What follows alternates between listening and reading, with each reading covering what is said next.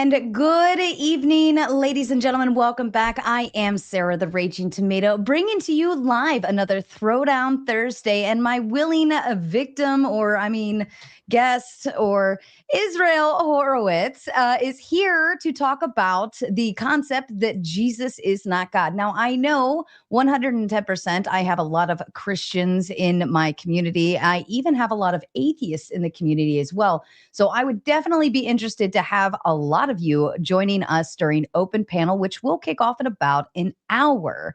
Rabbi Israel, I apologize, is actually dual streaming. So if you'd like to go send some love, share, like, subscribe over to him, please feel free to do so and welcome him to our Mater Nation properly. Sharing is caring. Israel, you've laid the claim. Jesus is not God.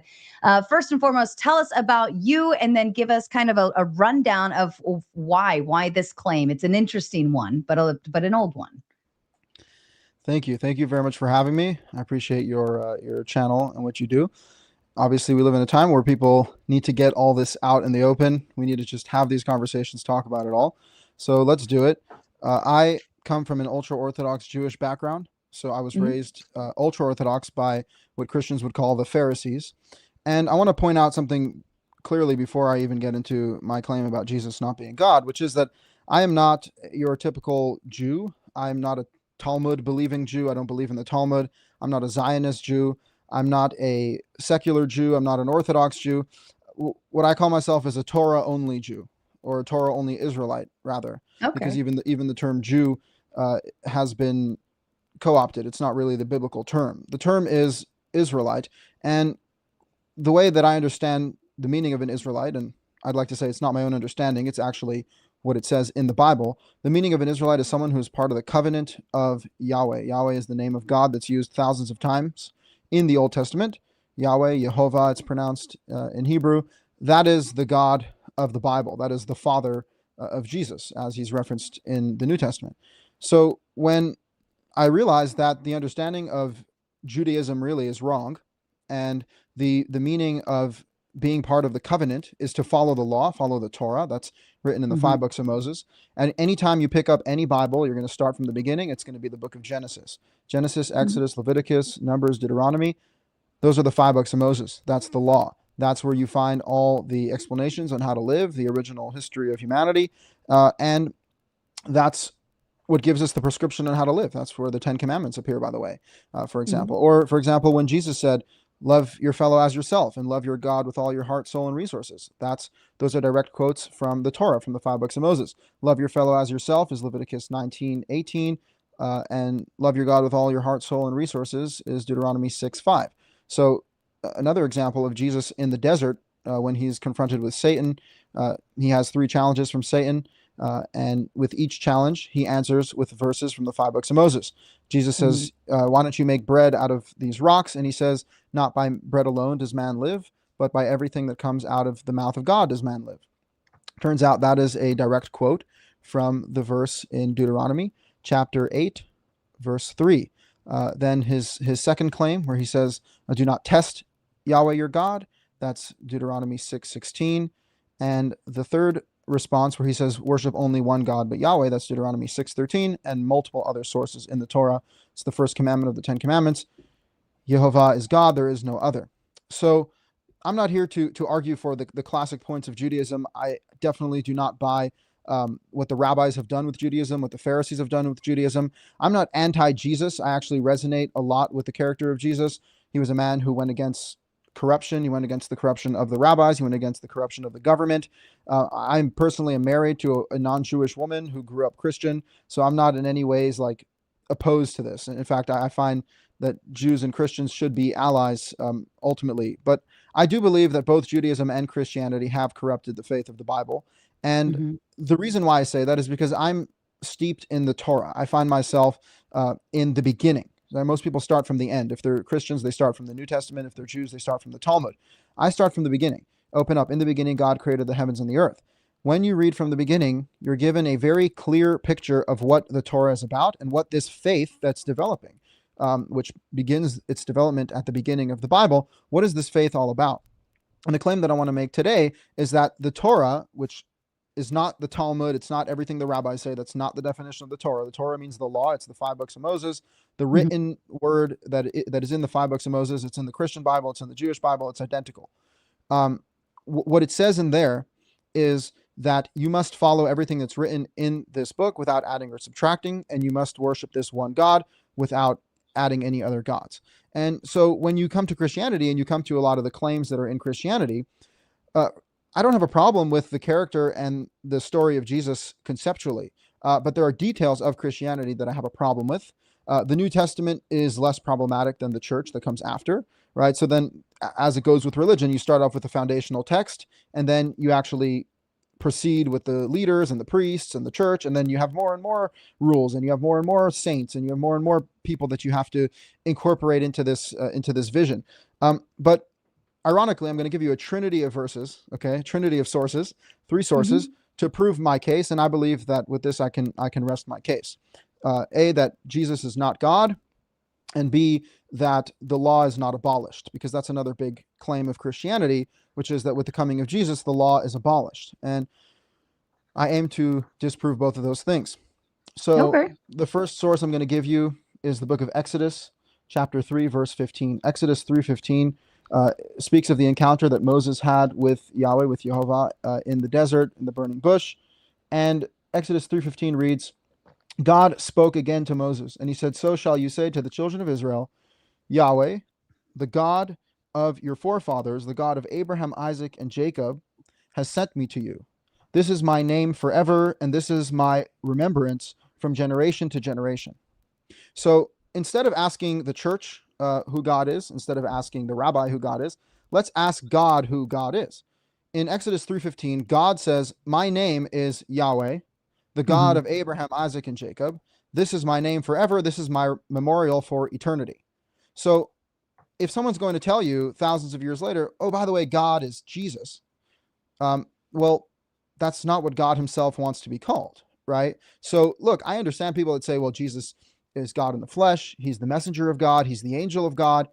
Okay, so when you pray to God, you say, dear angel, who art my God. No, you just pray to God, God himself. At the end of the day, God is a very complex being, far beyond our comprehension and understanding. But when God says, this is my name, this is how I want you to refer to me, I think it requires us to actually refer to him that way and not pretend that we have the right to project our understandings onto God. Let's take that. God says, I am Yahweh, God of Abraham, Isaac, and Jacob. This is my memorial for generations, for eternity. So if I'm sitting down to pray to God, I'm going to say, Yehovah, God of Abraham, Isaac, and Jacob, please help me, please, and Right. it follows. So that's my first source. My second source is going to be Deuteronomy chapter 4, verse 2. And it also appears, the same verse appears in Deuteronomy 12:32 in the Christian Bible and 13:1 in the Hebrew Bible. That verse reads as follows: you shall not add or subtract to any of the commandments that I've given you in this Torah. Okay? So understand that very clearly, that the foundational document of this entire religion, the entire religion that drives both Judaism and Christianity, and Islam, by the way, because Islam still believes in Moses and Jesus. They just say, now we're Islam now. Okay, fine. But let's go back to the foundation. This is the foundation. These words are true. So if the law itself internally creates a system that you may not deviate you may not deviate from it to the right or the left, and you may not add or subtract to it. What that means is that anyone, whether they're Jews, by the way, the rabbis have 5,000 laws in the Talmud, 5,000, okay? In the Torah, there's about 200, all right? The rabbis have completely broken the Torah, okay? I'm not here to defend the institution of Judaism. Right. But Christianity has also done away with the law. And there's many, many statements in the New Testament, particularly writings of Paul, mostly, saying that the law is death, the law is a burden, the law is terrible, the law is abolished, it's no more, it's gone. And that's obviously been adopted by the Catholic Church, by the majority of Christianity. But that's in complete violation of, again, the foundational text. You may not add or subtract to this commandment. And my third source is going to be Deuteronomy 6:4, Deuteronomy chapter 6, verse 4. Everyone knows this one. Hear, O Israel, Yehovah is our God. Yehovah is one. Okay. So when you enter into the church and they say, God is three, but of course, three that is one. Great. Maybe God is 59, that is one. Maybe God is a million, that's one. We all know that God is a unified being, but for us to pinpoint the specific aspects of God, to say, oh, it's Father, Son, Holy Spirit, and that is the Torah, that is the Lord, I think that's entirely contrary to God saying, I am one. End of story. Okay, we're not here to sit here and break apart the unity of God. God says, I'm one. One is the going number. So again, when you read the Torah, you have a very clear picture. Yahweh is the going name. One is the going number. And this law cannot be changed. It cannot be added to or subtracted from, period, end of story. So anyone that follows the Torah that in any way contradicts these three fundamental principles that are unshakable from the perspective of the Torah itself, I can't see how they're truly following this religion righteously. And again, my goal here is simply to call people to the true faith, I believe is the true covenant of Yahweh. And if people have Jesus as a role model, or they appreciate his character and what he did as a son of God in this world, I don't have a problem with that. But what I do think is a problem is when people start to engage in foreign worship and start to break apart the number one, start to refer to a name other than Yehovah, and start to break down the law. And again, even the idea that God is the Son, in the Torah, God is referred to as the Father. And, the Father comes first. And that's an important point. So that's pretty much what I wanted to say. And the last thing that I'll just say is that there are Christians that have this belief. They'd be called Unitarian, Torah observant Christians, right? But they're pretty much an afterthought, in the same way that in Judaism, I am what would be called a Karaite Jew or a scriptural Jew. Like, I only follow the written Torah. If you talk to Jews, they'll laugh off such an existence of people, because to them, the orthodoxy is prevailing. The rabbi's authority is more important than anything else. To me, I don't take authority from people. I take authority from God. And we all agree that the Torah is the foundational document of this faith. And so no man following that, and no man claiming to be God following that, has the ability or the right to contradict the foundation of our faith. So can I start with, because you spoke about the 5 books of Moses, but do you, is the New Testament, what is the New Testament to you? So, I mean, you can even say, what is the Old Testament to me? I don't believe that even the Old Testament. Yeah, I don't even believe that the Old Testament has authority to contradict the Torah. In the same way, I don't believe that the New Testament or the Talmud or the Quran, or frankly anyone, has the ability to contradict the Torah. When you look at the Old Testament, it's largely historical. You're seeing the history of Israel and Judah and the house of David and all that playing out within the Old Testament, as well as the destruction of the Jews and their multiple exiles that they have to go through. The story of the New Testament is historical as well, the historical figure of Jesus and his life. However, we have to just be clear that the people writing these books were people. They were people that lived many times in different time periods than the actual figures being discussed, including Jesus. These books were written by people who had a vested interest in capitalizing on the authority of these figures. When you look at the 5 books of Moses, Moses was writing this book himself. If you look at Deuteronomy chapter 31, verse 24, it says that Moses himself completed writing this Torah. So that's a really powerful point, which is that, first of all, Moses, who's spoken to be the greatest prophet of God, who is in direct communication with God, who's speaking mouth to mouth, face to face, is in direct dialogue with God as a man speaks to his fellow, is what the Torah says. That Moses is the one who's writing these books in real time in front of an entire nation of witnesses, the most witnesses ever to see divine events like the revelation at Sinai, like the splitting of the sea, like the exodus from Egypt and the destruction of the Pharaoh and his army. All of that was witnessed by an entire nation, hundreds of thousands, if not millions of people. And when we look at that, we can see that this is a very reliable document. And it's the foundation, again, of our entire faith. Without the 5 books of Moses, you pull away the rug. What's your faith? You don't even know who God is. You don't even know what the law is. What can you do? What can't you do? Right? That's a very important point of religion, and that's what's kept Christianity strong. That's what's kept Judaism strong, is their foundation in moral clarity and guidance. The reason why the world is lost today is because we don't have moral clarity, right? It's not because we didn't declare belief in Jesus Christ, right? It's because we don't know what the fuck to do, right? And guess what tells you exactly what to do? The Sorry, Torah. that was the best way to put it. No, that's fine. You heard it here first, folks. We don't know what the fuck to do.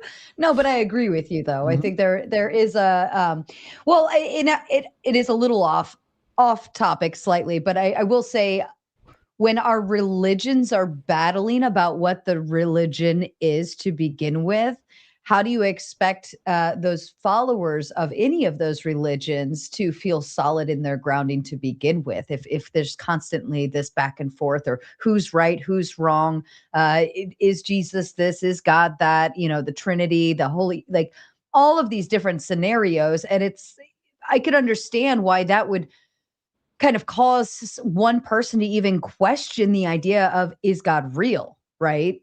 Because if you can't even get a rabbi, a priest, and I don't know, whatever, in a room together and find agreement in terms of even what Bible is correct, or what books out of the Bible are correct, then the foundations are going to be faulty everywhere to begin with, right? And that doesn't put I would say, what's the word I'm looking for? Kind of faith in your leaders, or in your church, in the Bible, in believing in God. And I think this is where most people go skeptical. And so the morality falls in line with that faith, right? Because if you believe, then obviously your moralities are going to fall in line with that. But if you're skeptical on that, it's like, well, why do good? Why be good? Does it matter anymore? They can't even agree on a book. Like, why do I care at this point? So yes, I see what you're saying there, and I agree with you that's why nobody knows what they're doing, right? Now, what is but do you entirely reject the New Testament, though? You said it's both historical, and the Old Testament, you find it to be historical, but the New Testament is specifically a historical figure of Jesus, and kind of telling the story along the lines. But do you reject it entirely in terms of your faith and what you follow? Well, again, I definitely, like I said, I see lots of value in the character of Jesus and in the story. However, it has to be made clear that the New Testament was written years after the death of Jesus. It was written by people who had a vested interest in creating a religion surrounding a single character. So they, by definition, had to elevate him to be the end all be all. But again, what you mentioned about the confusion of religion, that's something that I went through myself, coming from a Jewish background, from the most religious possible, like, the long curly things, the big hats, the big kippas, like that's how I was raised. Okay. So Right.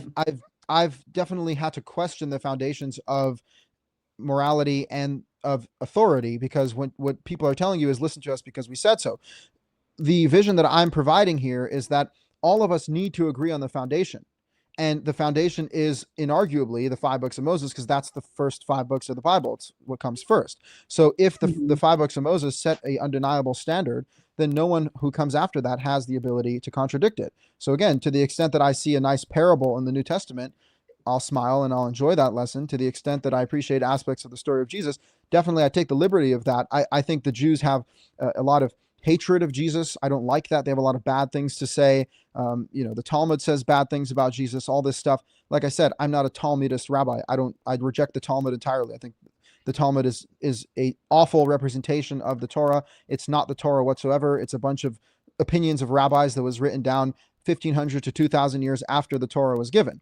However, when we talk about the level that Moses was on and the level of communication that he had with God, setting the stage for all this to even exist, we should at least be able to agree on the foundational document. And so that's why I continue to reference the foundational document as the ultimate standard, that everything that comes after that needs to be held accountable to what comes before it. And I think that is our chance at unity. Okay. Hold on just for a second. I've got a little one upset. Just feel free to say hello to the chat. No worries. Well, hello, everybody. It's nice to see you all here. And we see some stuff in the chat. Someone says, yeah, anyone who puts someone before Yahweh is following a false religion according to the Torah. I mean, that has to be the case. We're looking at the Ten Commandments. The first commandment of the Ten Commandments is, I am Yahweh your God. You shall have no other God before me. Right. And so that's just ultimately the standard that's set. That is what it means to be Torah observant. And if you're going to place other entities in front of Yahweh, even if you claim that that entity is the same as Yahweh or is an extension of Yahweh, it's like, well, then why don't we just refer to him the way he wants to be called? Yehovah, Yahweh, the Father. And I just think that that's reasonable. Yeah, sorry, he had a little bellyache. All No right. problem. So you mentioned about the books of Moses, right? And my thought process, because you said that's the original source. He wrote the books, and there's hundreds of thousands of people that witnessed this. How do we know that they witness? Is there something else that sources this information? Kind of like a citation, I guess I could think of. That thousands of people witnessed all of these things that Moses did and him writing the book, and that it is true. Yeah, well, look, let's just evaluate it based off of the faith claim and based Mhm. off of the historical claim that's being made. It's the most dramatic historical claim that's being made, and it's being made regarding an entire nation of people. So the only way to verify such a claim would be that an entire people witnessed it. And this was long understood and accepted as the history of the world. Like everyone in that region, whether Jewish, Christian, or Muslim, everyone in the Middle East accepted that this was the history. Everyone knew that this actually was what happened. And, Mhm. I'm tired of secular morons who don't even know what a man and a woman is telling me that I'm an idiot for believing in God and for believing in the existence of the divine and just the ability that everything in this earth exists, yet that there is no force that's a higher power that can actually make these things happen. I mean, look, the reality is that the Torah speaks to us on a level that's undeniably in perfect harmony with existence itself. And that's another reason why Mhm. I don't like getting involved with all the other religious arguments like messianic, end times, afterlife. I don't know about any of these things. So there's a beautiful verse that I'll read to you here because Sure. it's one of the most important verses, again, establishing the supremacy of the foundational document and telling you there's actually really nowhere else for you to look beyond this. So if you have a look at Deuteronomy 29:29, it's 29:28 in the Hebrew Bible, 29:29 in the Christian Bible. Here's what it says. It says, the hidden things belong to Yahweh our God, and the revealed things belong to us and our children for eternity, to do everything that is written in this Torah. Okay, so the hidden things are for God. You understand? Like, Right. The I'm not claiming mystery. to know everything. The mystery, yeah, like literally all of existence is unknown. If you want to be honest Mhm. here, like we Right. don't know a damn thing, right? So God is saying, look, leave that to God. Don't pretend that you actually know what's going on. Don't be some religious guru making up claims and having everyone worship you. Okay, let's be honest, we don't know these things. All right. However, there are things that have been revealed to us and to our children so that we can live wholesome lives. I see you say maternity nation, right? Mothers, fathers, men and women, children, life, the creation of life. These things are tangible, they're true, they're obvious. And this is actually what God ordains from the start. Genesis chapter 1, God says, be fruitful and multiply. Genesis chapter 2, God says, cling to your woman and become one flesh. These are life giving principles. God says everything that's revealed to you about life is revealed to you in this Torah. You don't need to go searching after the unknown. You don't need to go inquiring about the future or about the past or all these things. The reality is, we live here in the present moment. Something you might find interesting is the name Yahweh, Yehovah. The root of Yahweh is Hoveh. Yehovah. Hoveh means present, the present. God is the God of the present moment. So we don't just Mhm. encounter God in the past and the future, we encounter God in this present moment. This is where we can actually interact with him. Okay? God wants us to interact with him in the here and now.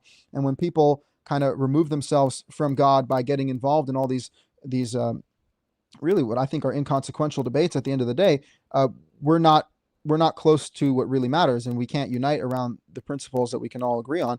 And I really do think that what's revealed to us in the Torah is a ironclad rule of law that can govern a nation and can govern a civilization. Just the Ten Commandments itself. If the entire world started following the Ten Commandments, today the world would be at peace because there'd be no murder, there'd be no adultery, there'd be no stealing. We'd all have the same God. We'd all rest on the seventh day. We'd all honor our parents. We wouldn't lie. We wouldn't covet. I mean, that's like the solution, right? People are like, oh, the Ten Commandments, oh, it's fucking dumb. What? It's dumb. Have you seen the news? Have you heard about the 80 million abortions? Like what? It's dumb. So like people are really in denial here that the Torah really is the solution. And frankly, it just doesn't help people to break apart that clarity. Well, even both, I mean, Christians follow the Ten Commandments and the concept behind Mhm. behind it too, right? Of course, yeah. Um, I wouldn't even say necessarily that it's the lack of following the Ten Commandments or following the Torah per se. It's the lack of religious foundation within people. Like you have so many people that are secularist at this point, that it's I feel like it at one time it was weird to not believe in God. It was weird to not have faith. It was weird to not have a religion. And now you're kind of the weirdo if you are religious or Mhm. so on and so forth. Like we've slowly been pushed out, both in Judaism, Christian, like in all sorts of branches. And it also depends on your community too. But I would say that the Ten Commandments are there for people who want to follow God and want to follow their religion. But if you don't have the religion starting point, foundation, or even the grasp for it or the want for it, the Ten Commandments don't mean anything at that point, anyways. Mhm. So, I mean, Yeah. but I mean, it would fall down in the morality line, right? I mean, I think that most of our laws kind of fall in line with Ten Commandments in terms of like thou shalt not kill, right? Adultery, so on and so forth. But When you it say our doesn't law, you're referring to Christian law or American law? like our societal, like Christian, or I'm sorry, American law, right? I mean, Most of adultery them. is not punishable by anything. It is in some states, it is in some military, and then it also is like they've made it a civil tort right now, so you could have issues there. And I think it used to actually be maybe not criminal, but definitely there are consequences beyond that.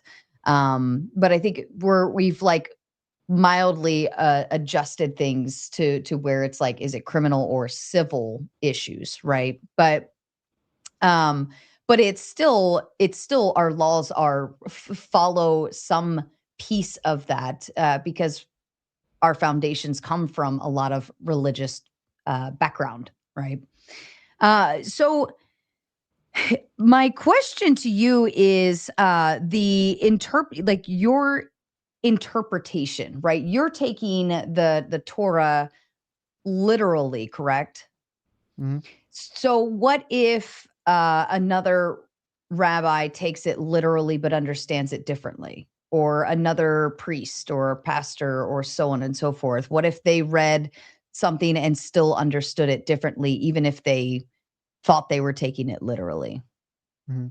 Well, yeah, I mean, there's only so much room for that. Like, if it says something explicit, then we can all agree on Mhm. what was explicitly said. Obviously, there'll always be debates and questions, but I think that even if we just all united around what was explicit, the Torah doesn't leave much to imagination. Like, it's very Mhm. clear when it wants to be, and when the Torah is not clear, then it must not be that important, or there must be different ways of going about it, right? So I think that we have to follow what's explicitly said and what's Mhm. explicitly clear, and then when it comes to other details or other minor debates, we should have those conversations. In fact, the Torah encourages that conversation all throughout the Bible. We're told, speak of these words all the time. That's the first chapter of Joshua, says speak about the Torah of Moses all the time. So we're encouraged to have dialogue surrounding the text, to have conversations. What is the best way to go about this? How are we supposed to implement it? How, try to settle disputes and debates.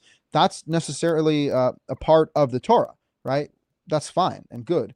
The real point is, though, like, there's only so much within interpretation that needs to go on. So, I'll give you an example, right? So, um, in Judaism, you have this idea that you can't have meat and milk together. But then when you look at the commandment says, do not have a kid in its mother's milk, right? And they say that means you cannot have any meat and milk together ever. So even if it's not the mother, it's like the metaphorical mother. So like you can never have meat and milk together. The thing is that that's not an interpretation that's based off of the text, right? Mhm. It's a decision to understand this completely disconnected from the text itself. And in fact, they go so far as to say, for extra precaution will have you not have chicken and milk together as well. Now, you might understand why that's so ridiculous is because chickens don't even make milk, right? So you can never have a chicken in its mother's milk. But the point is they'll have false interpretations, and then they'll put up additional fences around those interpretations, and then claim that those fences are also binding law. That's where religion starts to lose its religion. Right? It starts to lose its leg to stand on, because it's just a bunch of people who are drunk on power restricting others and saying, listen to me because I said so. So I think ultimately, if the text is the final word, then within that we can have debates and we can have disagreements, and we're encouraged to have those conversations. It's explicit. Speak of these words, teach them to your children. That is what we're called to be doing. But again, the part that is clear, and people don't have the authority to deviate from what's clear. But even on I know that a lot of Bibles, there's like translation errors that came through the different throughout the times, right? As like this type of Hebrew is translated this type of Latin, or this type of this, or this type of that. I mean, do we know we're reading the right thing at this point? Well, I can give you consolation on that front, because I actually am fluent in biblical Hebrew, and I've read and translated the entire Torah from Hebrew to English. I've seen all of the translations, the Jewish translations and the Christian translations. They're all pretty much the same. There are minor differences in language, and God willing, I'll publish my Torah so people can get my take on what I think the literal meaning is. However, it doesn't mean that you can't read the Bible. Like, you open the Jewish Bible, the Christian Bible, the differences are minimal. What matters is you get the idea, you get the message, and the message definitely comes through no matter what translation you read.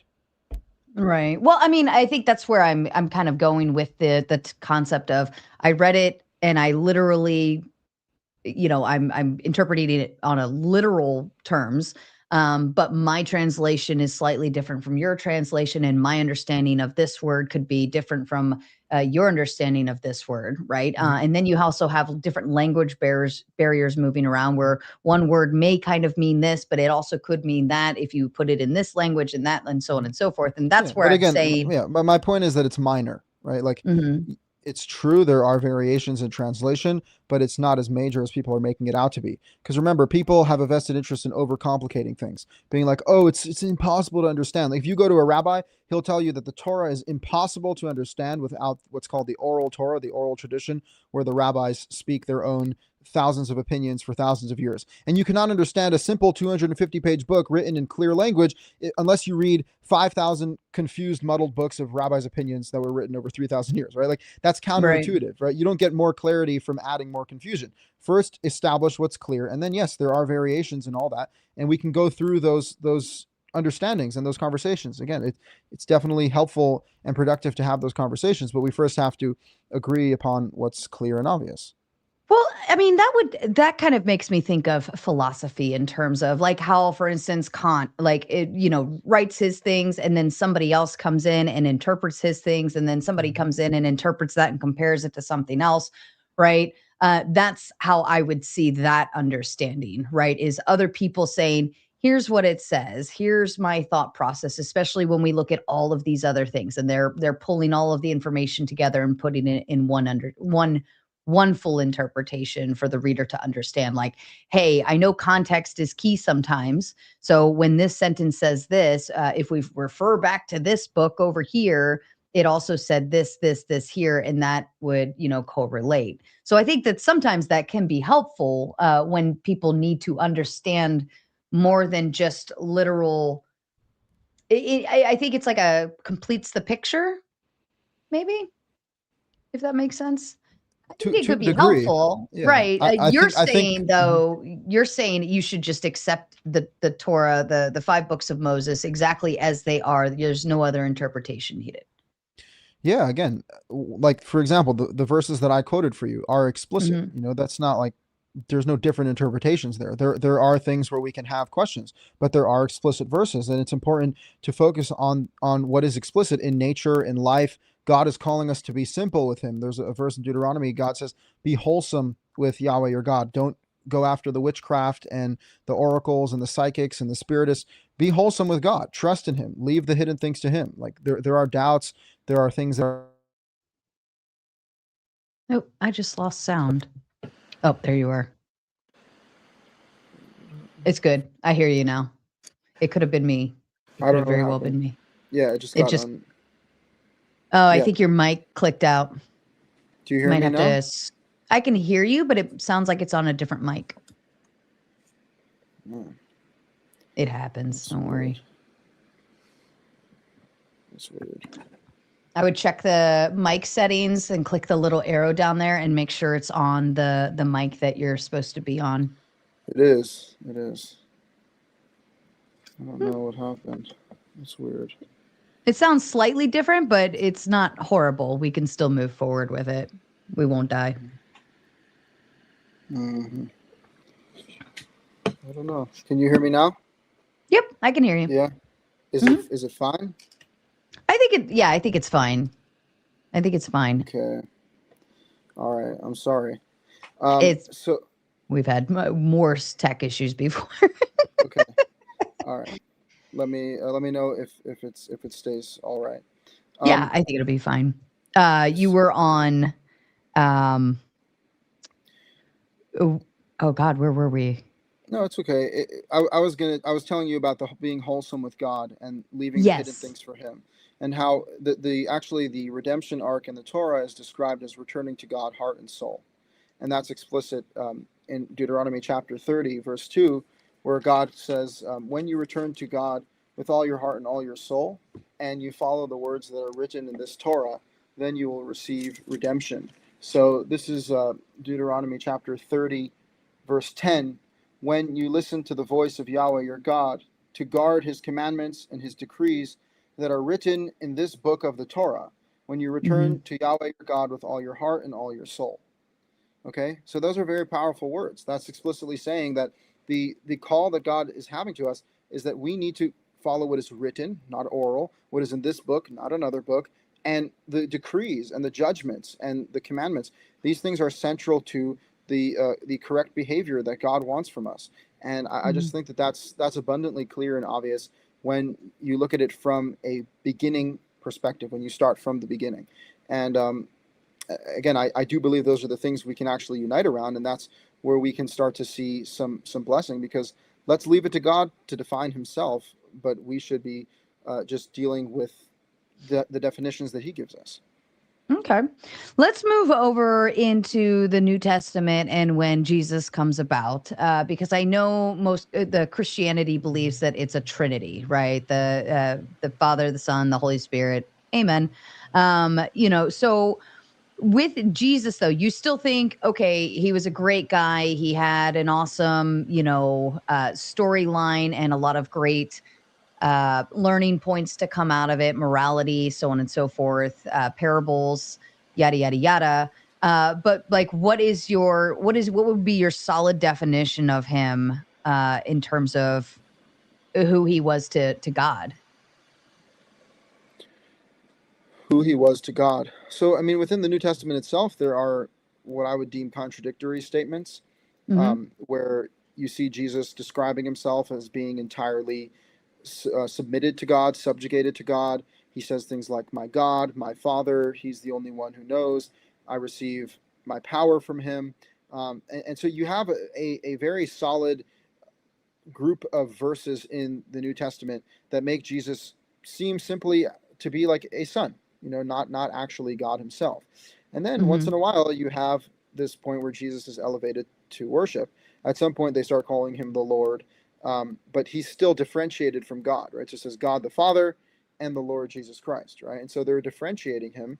But they start to worship Him more and more. And I just read the book of Revelations where you have Jesus apparently is old now and he has white hair and he proclaims, "I'm the first and the last," right? And it's the Son of Man, Jesus, saying, "I'm the first and the last." And that clearly implies that he's saying that he's God. And obviously, later on, the church completely establishes that he's God. But again, to me, it just doesn't really matter what it says ultimately if it's going to contradict the Torah, and that's again what I'm going to be doing to the rabbis in Judaism. It's going to be doing to the Gospels in the New Testament. Is they have to hold themselves accountable to the original revelation if this is going to be consistent. And I just don't see these ideas revealed in the Torah. And if the Torah is telling you what is revealed to you is written in this Torah, what God wants from you is to return to him heart and soul and follow what is written in this Torah. I don't see a word about saying, and believe in my son Jesus Christ so that you may receive eternal life. That's not a commandment. So going back to do not add or subtract from the commandments, that's not even described as the ultimate redemption. The ultimate redemption is you yourself having a personal return to God, heart and soul, and he himself, God, Yahweh, Jehovah, the Father, returning and gathering you from exile and saving you, and along with your children. So there's an emphasis on you and you procreating and having a family and being a righteous individual before God. So, to again create central claims of religion post Torah, I think it's by definition a departure from the foundation of the religion, which says there are no other commandments, there are no other revelations. Like, this is what you need to know, this is what you need to follow. And to the extent that things are going to contradict or are going to pull you in directions away from this foundational document, I just don't think that it's valid. So do you still or do you believe that Jesus is still the Son of God? I don't know. I think it's possible. I'm not like Jews in general have statements like God cannot manifest in the flesh. That's an argument that Jews make. And I think that's an absurd argument because the Torah explicitly talks about God manifesting in the flesh. There's a man who Jacob calls God who wrestles with him all night. There are 3 men who are called God who dine with Abraham and have a meal with him. God manifests in a bush, in a cloud. So the idea that God cannot manifest in physical matter is false. That's anti-Torah as well. That's a Jewish argument against Christianity. The real argument to be made, again, is that nowhere in the Torah are we commanded to have faith in the Son of God. We are commanded to have faith in God himself and not to put any other God or any other name before him. And so we can't be, as someone who's starting off from the Torah, they're not allowed to, by the way, at the threat of death, they're not allowed to depart from that fundamental faith claim, which is that Yahweh is God, there is no other. He is the God of gods, the Lord of lords, and the first commandment of the 10 commandments is do not have any other God before him. So, he's the way, and when it comes to this religion that develops 1500 years after the religion began with Moses and the Israelites, and then you have Jesus coming onto the scene, it's really a new idea. It's a new name. It's a new concept that's not introduced to us in the Torah, and it's not actually what we're commanded to do. And if anything, it's what we're commanded not to do. We're commanded not to involve ourselves with other gods. And even if Jesus is a true messenger of God, he's still not God himself. Because God himself is Yahweh the Father, and God himself is actually invisible. He's not visible to us. There's a passage in Exodus that says Moses wanted to encounter God face to face, and God said, "No man can see my face and live." Right. So that's a very important point here, which is that God is beyond. God has to be beyond Jesus, right? Because God is not. Human beings cannot see God and live, right? So even if God manifests to a degree in a human being, that's not the totality of God. And well, would we consider, I mean, I understand maybe when Jesus was alive and roaming about and doing what he needed to do, right? But then when he died and rose on the 3rd day and so on and so forth, he wouldn't be human by that point. He wouldn't be man. He would have been in spirit. So couldn't you say that based on that premise alone, then it would be able to count in as, well, he's no longer man. Now he went back home, right? Now he is part of God. Yeah, but even then he's appearing to the disciples after the resurrection, right? In spirit form, and he's still appearing to them, and they're still envisioning a man, they say, as the son of man, right? So he has human form even in a spirit realm, right? He actually is presenting himself with the appearance of the Son of Man. Son of Man means a human being, son of Adam, Adam being the human father. So if we see a man with a certain image, by definition, that's not God when we're introduced to a God Um, Here it's But Exodus we were 30. made in the image of God, though. Image of God, right? So we're in the image of God, but Right. we're not God himself. So, for example, the Right. serpent told Eve, you can receive this hidden knowledge and you'll be like God, right? Well, we can't actually be like God. We're not God. We are Mhm. below him. We are created beings. We didn't create ourselves. And we need to humble ourselves to that. And so look at Exodus 33, um, 20. Exodus 33:20.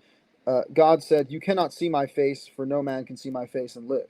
This means that, no matter what we encounter of God in this life, in this world, it's still beyond us. We need to understand and humble ourselves to the fact that God is beyond all recognition and comprehension, and the best we can do is follow obediently and live out our lives as human beings in the correct fashion. So, I Well, don't, again, go ahead.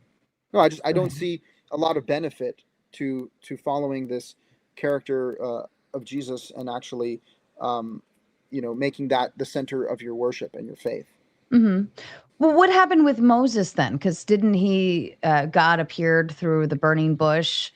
Wouldn't that be like his way of seeing God? Of course, that's what I'm saying. It's a manifestation of God. It's a aspect of God manifesting. But God is telling Moses that if you wanted to, it's fully encounter me face to face. What is a face to face encounter? It's a full on confrontation. I can see you. I can see you for who you are. That's an impossibility for a human being, Hmm. flesh and blood, little man, little woman, walking around planet Earth. That's not free. Like, we're talking about God here. Like, this is the infinity of existence. Like, you think you're just going to witness that and walk away and, no, like, that's not how it's going to work, right? The reality is that we have to understand that God is beyond all compare, all comprehension. And one of the problems in Christianity is that when we put God in an image, right, you have, now God is just a man on a cross, right? And so you even see people bowing down to the cross. I'm not saying all Christians do that, but Christians do that. That is a thing, right? And when you look at the Ten Commandments, the second commandment is, do not make images and bow down to them as God, right? So, like, that's a very important point, that, like, people have to be very clear on the fact that God is beyond form. But like my thought process for Jesus, right, would be God knew that we needed a human portion to better understand him, right? And you kind of dive into the idea that God is mystery, and then like the things that are unseen, and then we can handle what is being revealed to us, right? So if eh, I would think of it this way, like God revealed Jesus to us in human form, because that's what we do understand. We do have the concept of, like, oh, the mystery of faith and everything beyond that, but we can't comprehend it. Like thinking of God and the infinite of him basically is like a mind bender when you start really brain waving, and it's like, ooh, it hurts, right? But a human element, like something that we can see and understand, is better for us to process, right? Mhm. So my thought process would be here. He gave us something that he knew we could, it's tangible. He can reveal it to us. We can understand it. He can speak through him. And we're able to accept that more willingly, right? Than the unknown. We're humans. We naturally reject the unknown and we don't like it, right? Because it's too many questions that are unanswered. And then, obviously Jesus died on the cross and then rose, and so on and so forth. And the story goes. And my thought process would be that he just knew we needed that. I don't know if that makes sense. It does, yeah. And again, there's beauty to that, and there's beauty to God making himself tangible to us, and that's Mhm. ultimately a gift, right? Even making this whole existence, we live tangible existence. We are flesh beings. We're made of the earth. So that's a kindness, right? It's like John, God so loved the world that he shared his son with us. Yeah, you Mhm. can definitely perceive that as love. At the same time, God appeared to us in the burning bush. Does that mean we should now worship the burning bush? To worship the vehicle that God manifested himself in would be a disservice to the worship of God, because look, God may be sharing little snippets of himself with us, but ultimately every individual is called to encounter that unknown, right? The encounter with the unknown is ultimately the encounter with God. the encounter Mm-hmm. with the true spirit being that is beyond all of our comprehension and experience, that's really where faith enters the picture. So I think, Mm-hmm. again, we'd be doing ourselves a disservice. It would be reductive to worship the the cloud of glory, to worship the burning bush, to worship the angel that wrestled with Jacob. Jacob didn't wrestle with him. Jacob didn't worship him. He wrestled him, right? And then he walked away and said, "Damn, I just saw God face to face." He says that. He said he saw God face to face, but there's levels here, right? There's the God that you can interact with in the flesh, and then there's the God that is just beyond all comprehension and experience, and that is God Himself, if you will. And then God Well, is actually. Mhm. how could Jacob wrestle with God in the flesh? But and we accept that, or at least you're accepting of that, but you're not accepting that God could come through as Jesus. I never said I don't Uh, accept that. I do think God could do that. God can do anything. Of course He can. I'm just saying I mhm, don't think that we should worship the angel that Jacob wrestled with. So I don't think we should worship Jesus. I think we should worship Yahweh because He is described to us as being the source, the one who begot the Father, who begot everything that comes after Him. And all mhm, of these messengers, these angels, these sons, these manifestations, these that's you shouldn't worship that. I'm not saying it's impossible. Like I said, that's the argument you'll hear from Jews. I think it's an asinine argument. God definitely can manifest in the flesh, and He already has in the Bible many times. mhm, And again, even seeing visions, Ezekiel sees visions of angels with all sorts of forms. So that's not unreasonable. The point that mhm. God is making to us is that He is beyond all of these forms, and we should not reduce Him to an image and worship that image. We should worship the God that we cannot truly put in a nice little box and build Him ourselves. You know, Well, I mean, what would you? How would you symbol? Because, as I said, like humans need tangibility, right? So, how would you symbolize that to the human being to say, pray to God, right? What are you?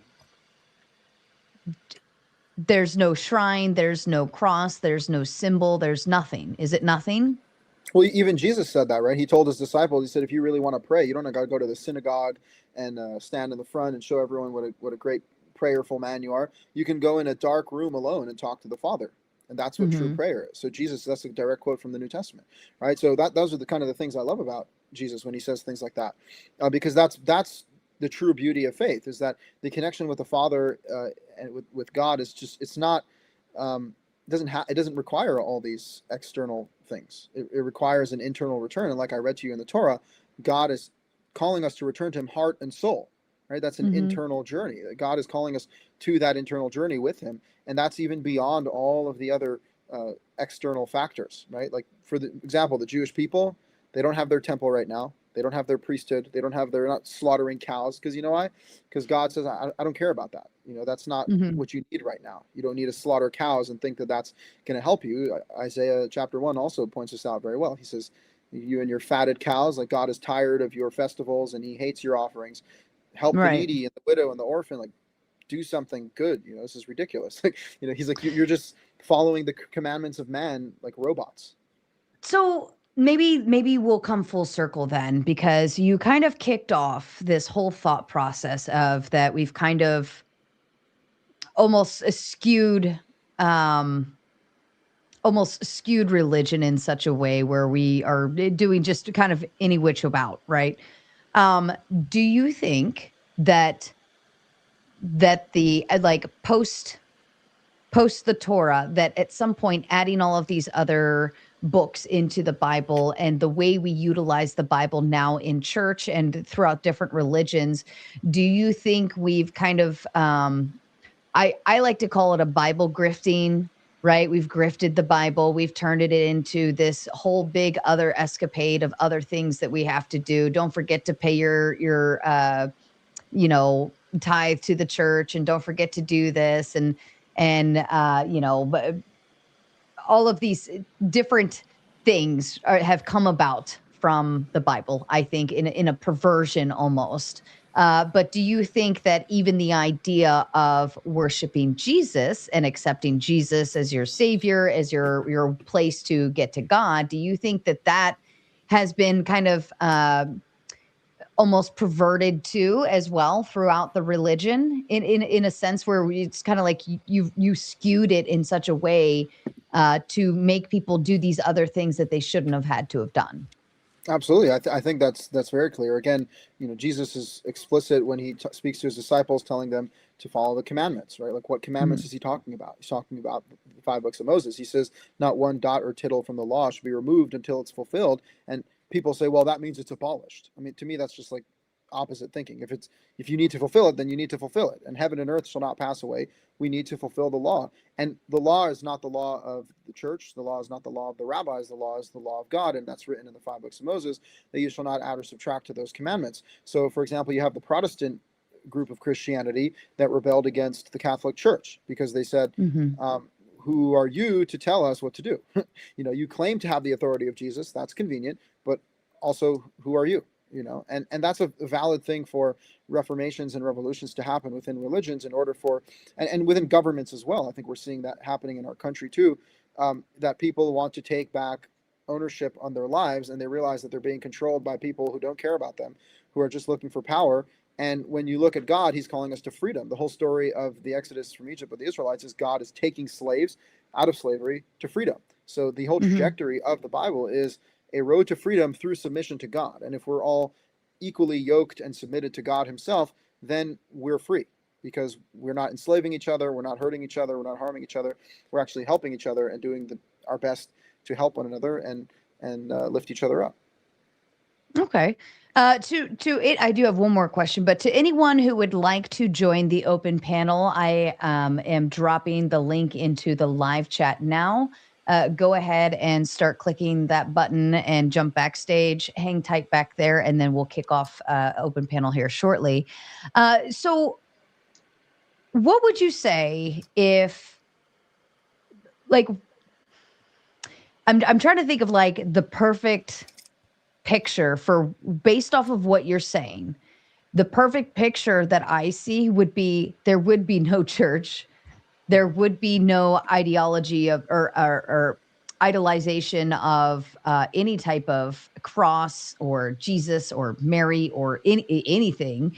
I don't think there would be even a church to go to. I don't think there would be kind of like any of the such, because it sounds like what you've said is pray to God at home, and that's where he is. He's everywhere with you. You can do any which way you want, but kind of I just read these 5 books, follow this, and you'll be fine.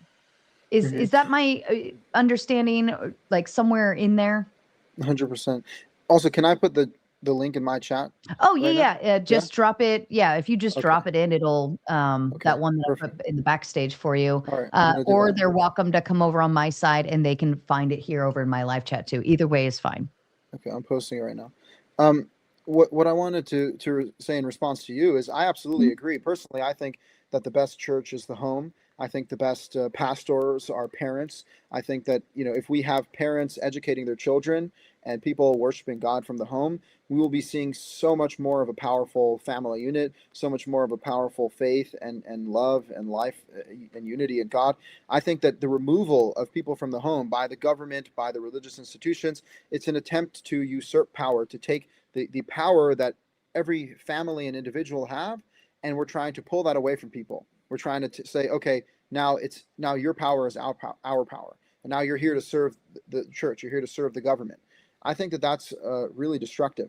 And when you read the Torah, again, the emphasis is on family. You and your children, you and your wife, man and woman together, children. That is the model that God has in mind. And the priestly and the temple sacrifices are really a sidebar and a very specific niche where you have pilgrimage festivals and you bring offerings to God, but that's not the center of the religion. The center of the religion is the home, not the church, not the synagogue. So I 100% agree with that. And I think that the world would be a much better place if fathers and mothers were present in the home and they had many children together and they found the power that God has given them, as opposed to having to go, worship at some church. I mean, again, I don't have a problem with sometimes having communal gathering, and there are leaders and there are teachers. That's all fine. But what it's become is completely institutionalized. And the more that we build our towers of Babel, the more confused we get, and the more God gets angry. So I think, we should just build a house, build a home, and dwell with our family, with our people, and just live in harmony, and raise up the family, because the family is dying right now. The birth rate is below replacement. Mhm. People don't give a damn about marriage, about children. That's the true sadness here. And I pray that we can all build ourselves up as human beings, following God's commandments. Do you think some of these churches have taken advantage of that factor?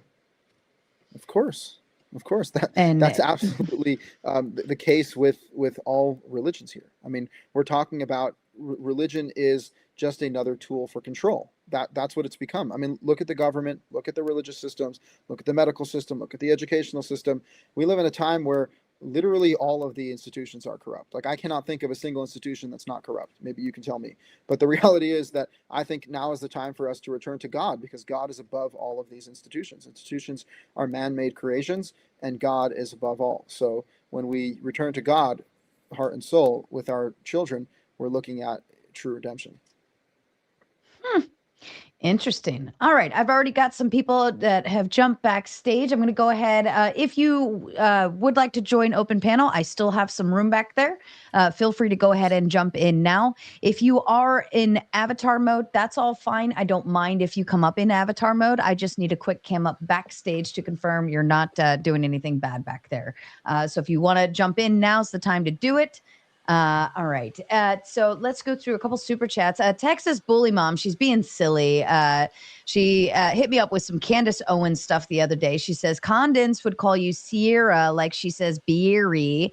Hopefully one of y'all know what I'm talking about. I know what you're talking about. I get it. Don't worry. I saw it come through, Texas. I'm not Yes. that deep into Candace Owens propaganda. What does that mean?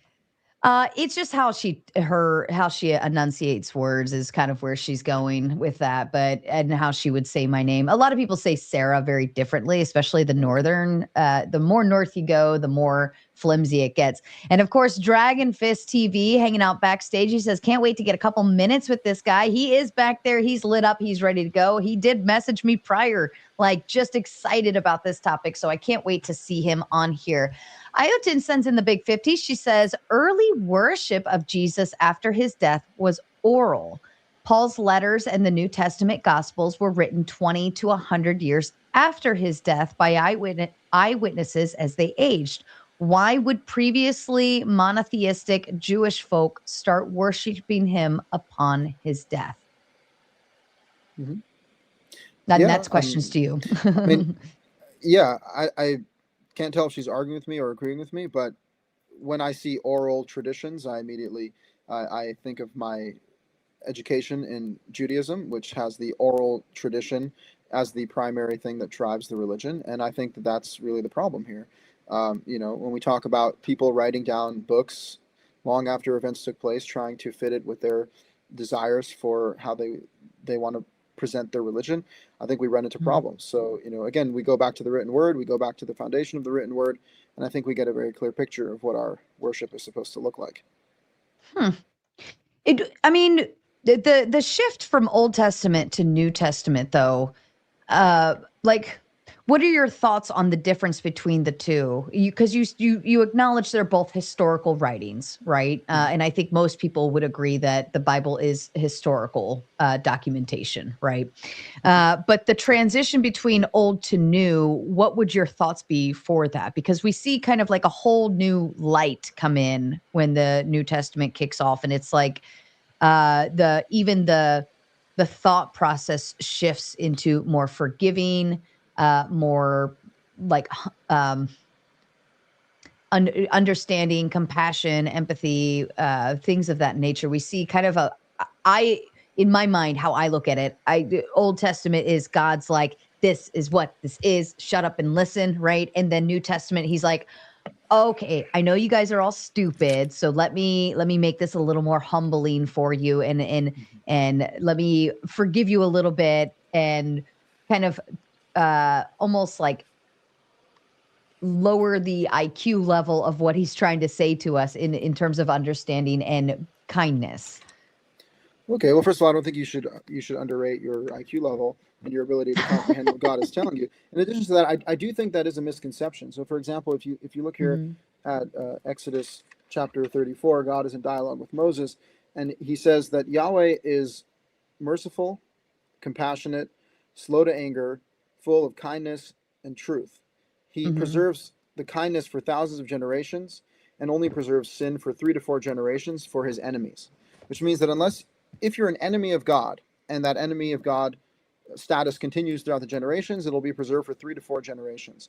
But if you are beloved of God, God will preserve that kindness for thousands of generations. Okay, so if that's not grace, I don't know what it is. The scales are tipped so heavily in the direction of kindness and beauty and reward, and God is saying, I am merciful, compassionate, slow to anger. God is absolutely loving.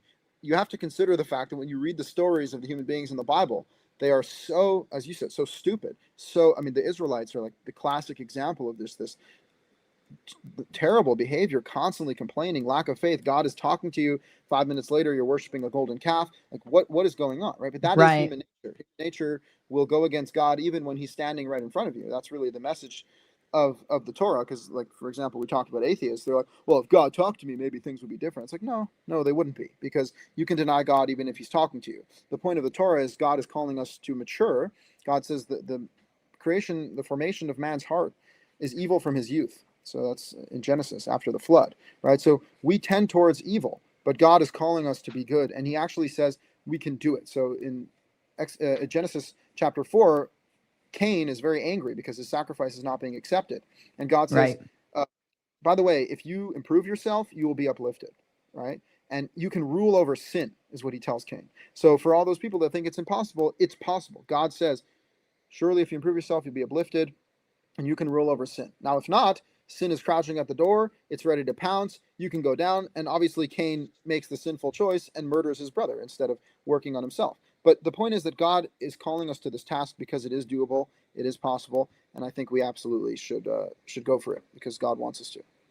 Okay.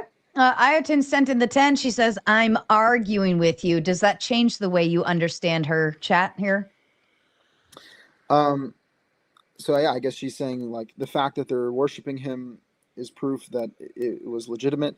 Look, I rest my case by saying that no matter what happened after the fact, the Torah cannot be contradicted. So, to me, the fact that it's oral makes it less reliable, but if that makes it more reliable to you, fine. But the reality is that if the Gospels were written 20 to 100 years after the death of Jesus by people who wanted to create a religion about Jesus, Christianity, a religion about Christ, they're obviously going to elevate him to be the end all be all of faith. So I see that Mhm. as actually a opening for corruption there versus, again, the 5 books of Moses, which was written in real time, in front of an entire nation by the man himself who wrote it. As I mentioned, Deuteronomy 31:24, Moses completed this Torah in writing before his death. Okay. This is good. I'm really excited. I have a fully stocked panel backstage waiting to come on and chit chat with you. And some of them are new kind of ish here. So I'm excited. Are you ready to meet your panel? I'm ready. Here we go.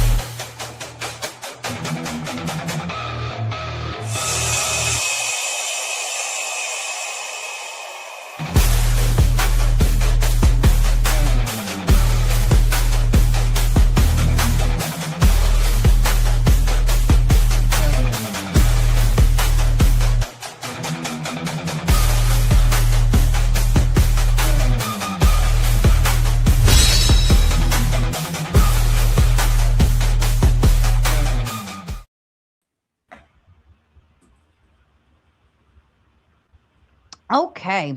All right. So I've got a fully loaded panel. Everybody's ready to go.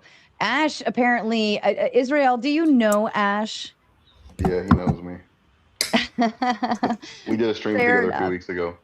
Oh, okay. Well, that's good and fun. That's always good to know. Well, Israel asked me to debate him a couple days ago, and I said no because I like him and I don't want to hurt his feelings. But oh, he's got your heart in the center here. And of course, Shaman Omar, welcome back, my friend. I will also send out credit where it's due. Mr. Omar made this connection between the rabbi and I to get him up for his first 1v the world tonight. So thank you so much, Omar. We appreciate you. Webby, welcome back, my friend. Hopefully your internet doesn't kick out on you like it normally does. Spin, welcome back, of course. Vibe, I expected you to be here, 110%. Morgan, I think this is your first time on screen. I think you tried to make it on the last panel, but didn't hit the cut on that one. And Clay, of course, I had full expectations of you being here. And of course, Andrew from Dragon Fist. I think you're dual streaming as well. And you've had your heart set on this since I pinned it up on the board. So you were excited.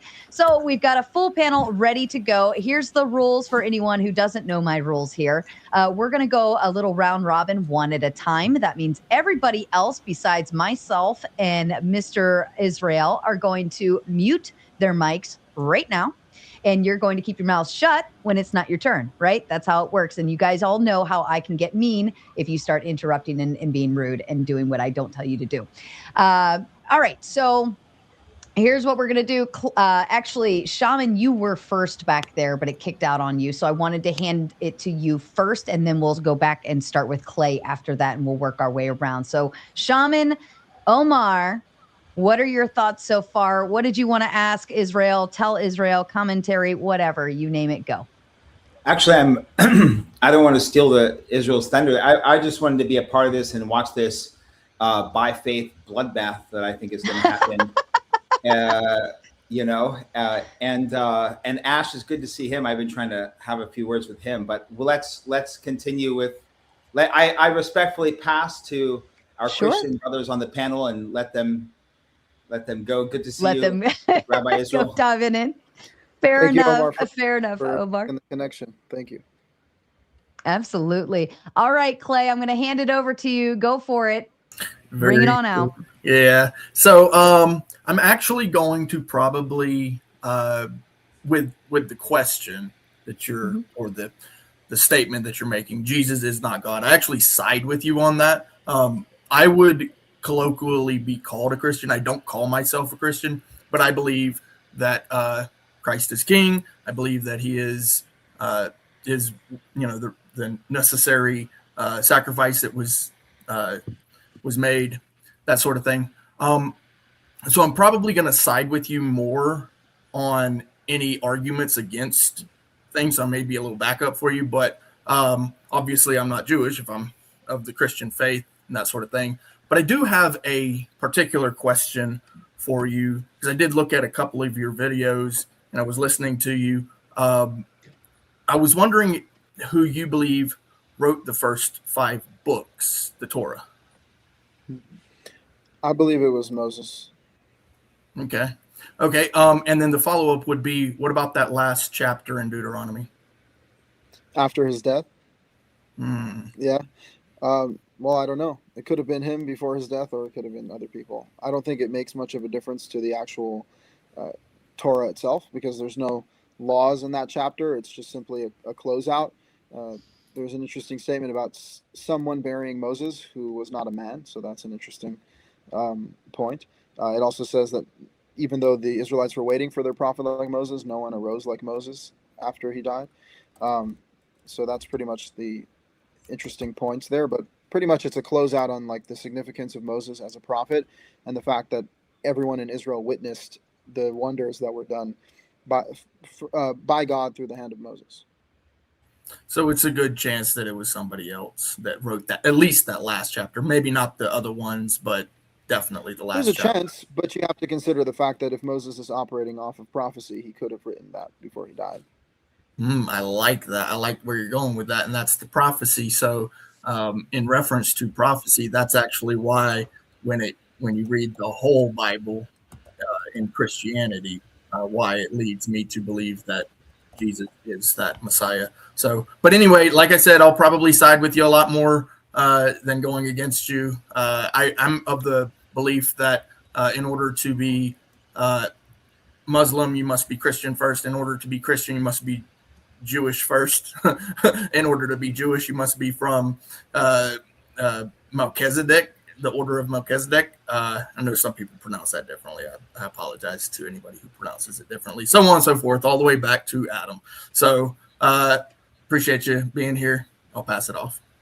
Okay. Thank you so much. Before we move forward, Israel, I'm going to make an adjustment to your mic, and I want to turn you up louder, and hopefully that will work. Can I get just a test on that? Okay, that should be better. All right, Andrew, I'm going to hand it off to you, sir. Oh, you're muted, Andrew, on our side.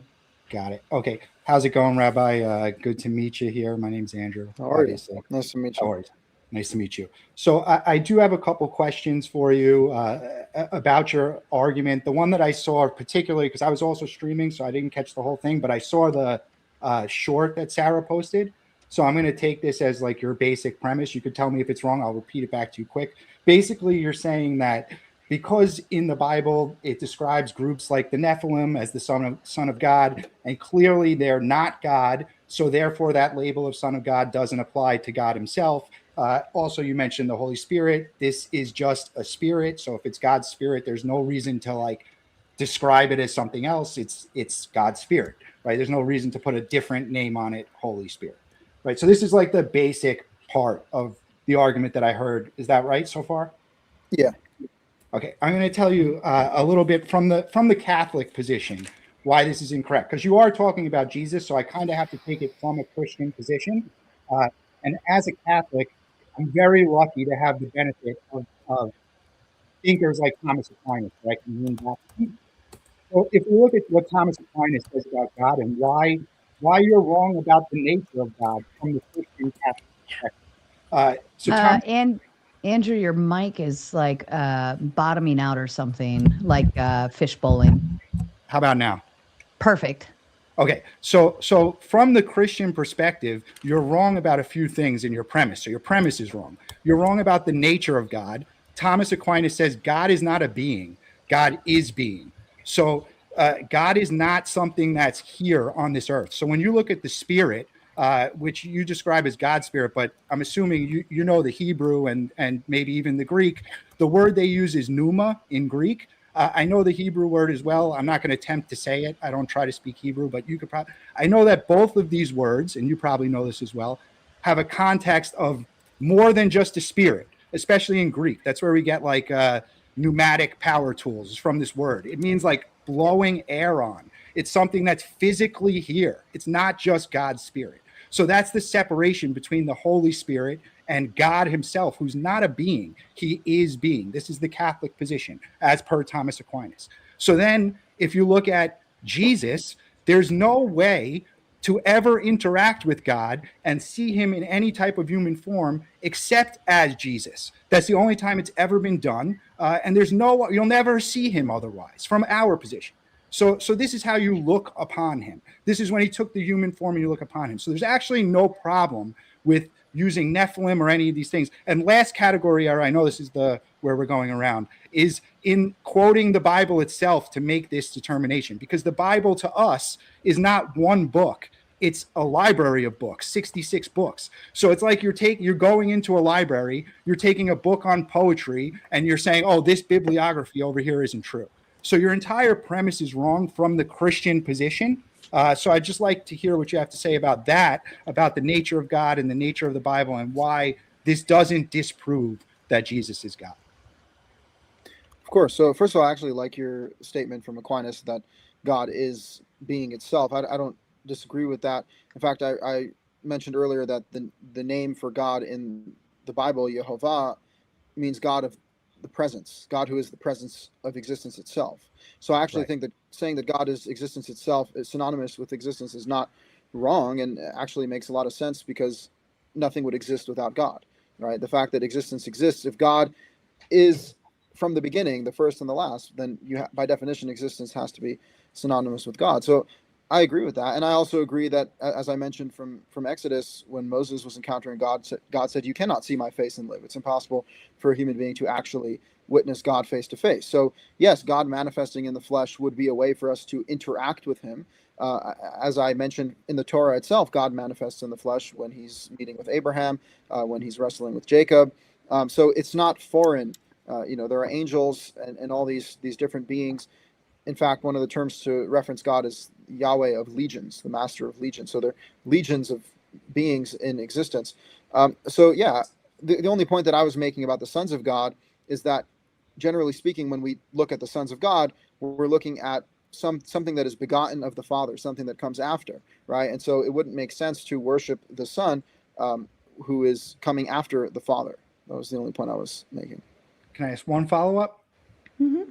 Okay, so you had also mentioned that Moses himself, and I'm just trying to show that it doesn't, them being the sons of God and being called that doesn't negate the fact that Jesus also had a similar title. That's my point. But I want to go back to what you said about Moses. Your big point was that so many people witnessed it, right? So this was thousands of years ago, and you're still going to go on eyewitness testimony. I would ask what you think about modern Christian miracles, like Our Lady of Guadalupe, that was witnessed by all of Mexico.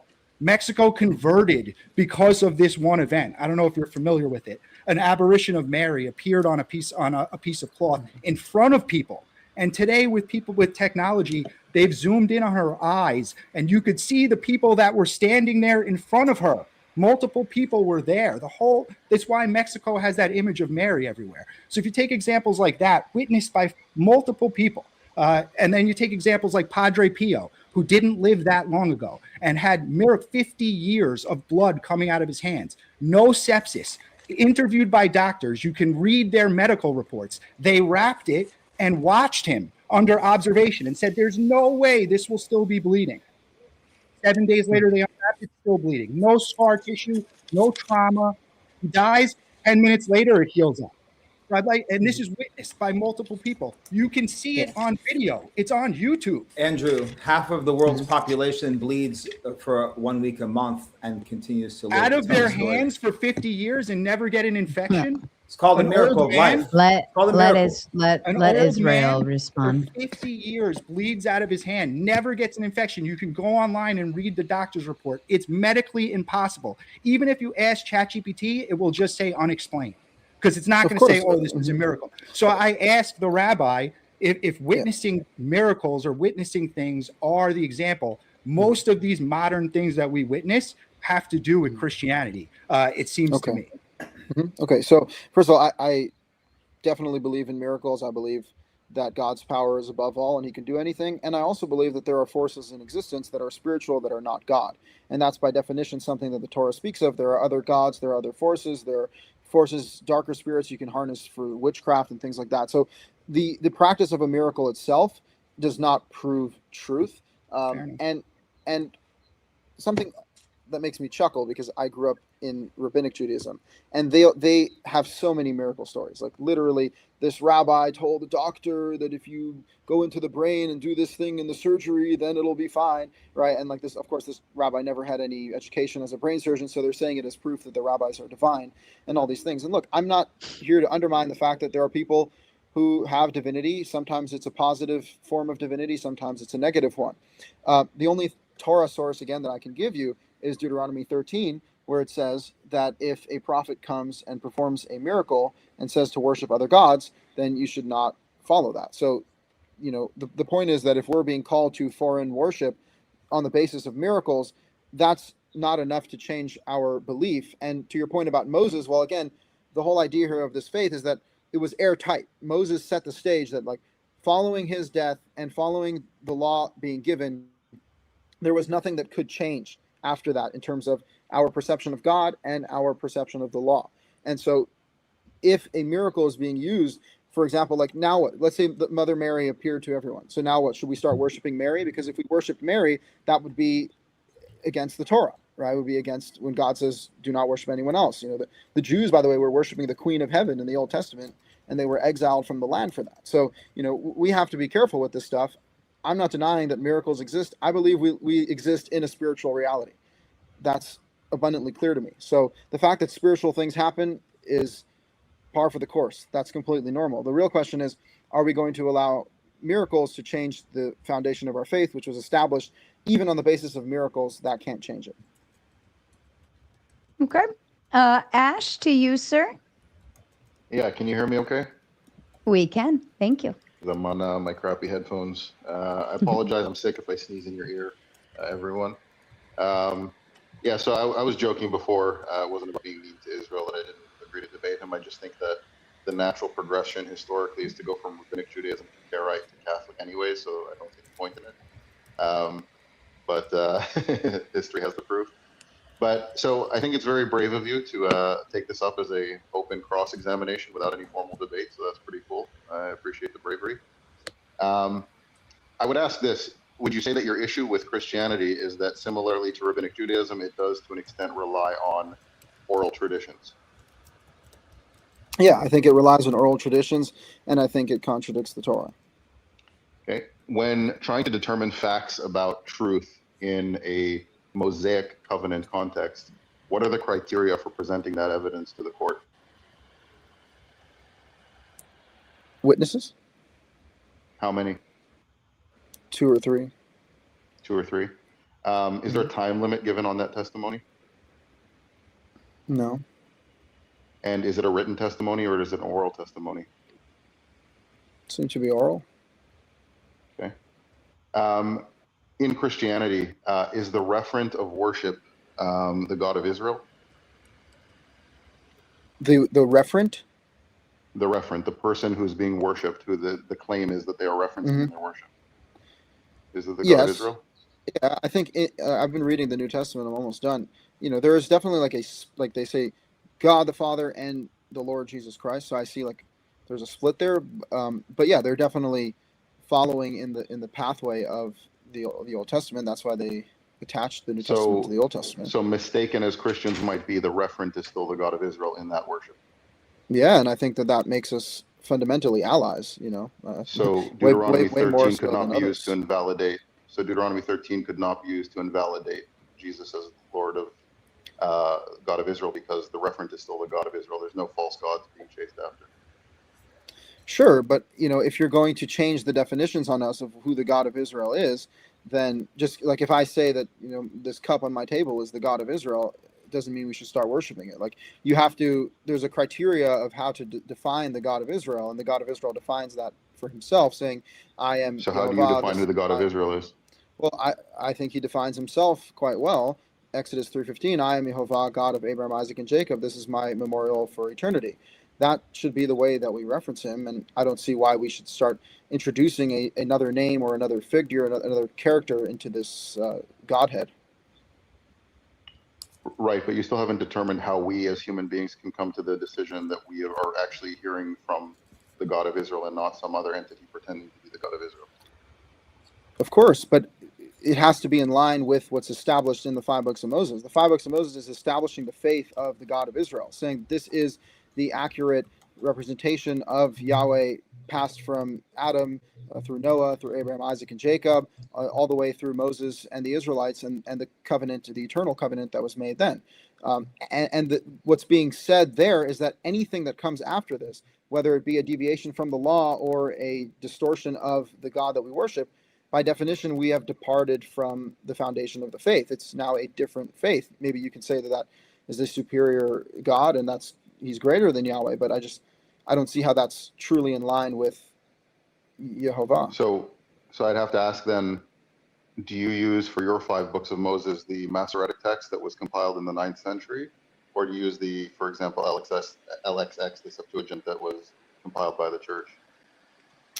I find them to be pretty much the same. Are there any significant differences? There's some significant differences in some regards, but for example, Deuteronomy, I'd say 32, the host of heaven worshiping along with Israel, for example, is left out of the Masoretic. But why is that so?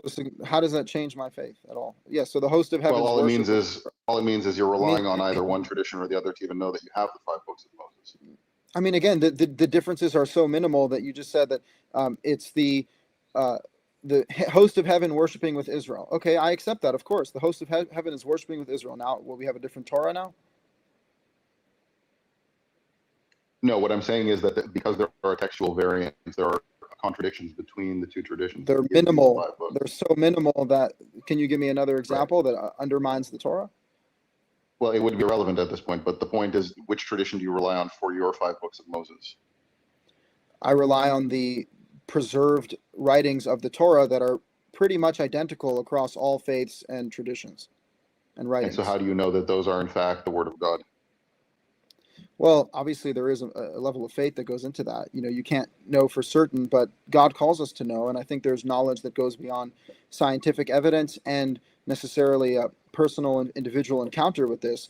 When you resonate with this faith and you read the words and you see that they're life-giving and the principles are true and they speak directly to your soul. And then when you read these commandments are not far away from you, not in the heaven, not across the sea, it's in your mouth and in your heart to understand it.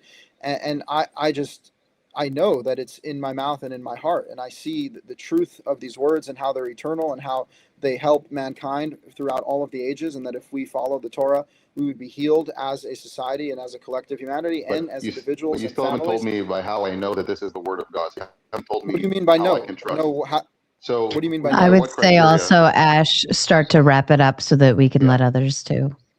Okay, so yeah, so that's like basically scientific where I was evidence. Scientific evidence. Right. So if you're relying on essentially, so just to kind of put it at its final point here, if you're relying on the history that we have of eyewitness testimony to the miracles of the God of Israel at the Exodus, for example, wouldn't that same criteria apply to Jesus Christ? Yeah, and I'm not even denying, like, if I'm not denying that God could raise Jesus Christ from the grave. That would be as easy as snapping his fingers. I mean, it says, Jesus by the way, in the New Testament, from the grave. Well, I mean, it says very many times that God rose Jesus Christ from the grave. I mean, I can pull up those sources. So it's one and the same.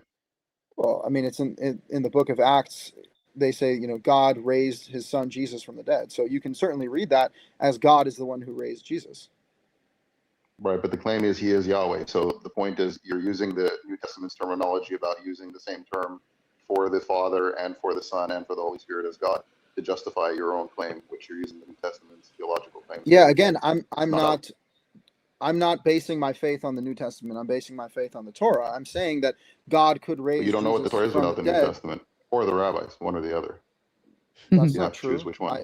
That's not true, because both the those rabbis are the and two the Christians traditions that give you a Torah and the eyewitness testimony to its miracles. No, they don't give me the Torah. God gives me the Torah, and remarkably, two entirely different traditions who are. You have no idea that he gave you the Torah.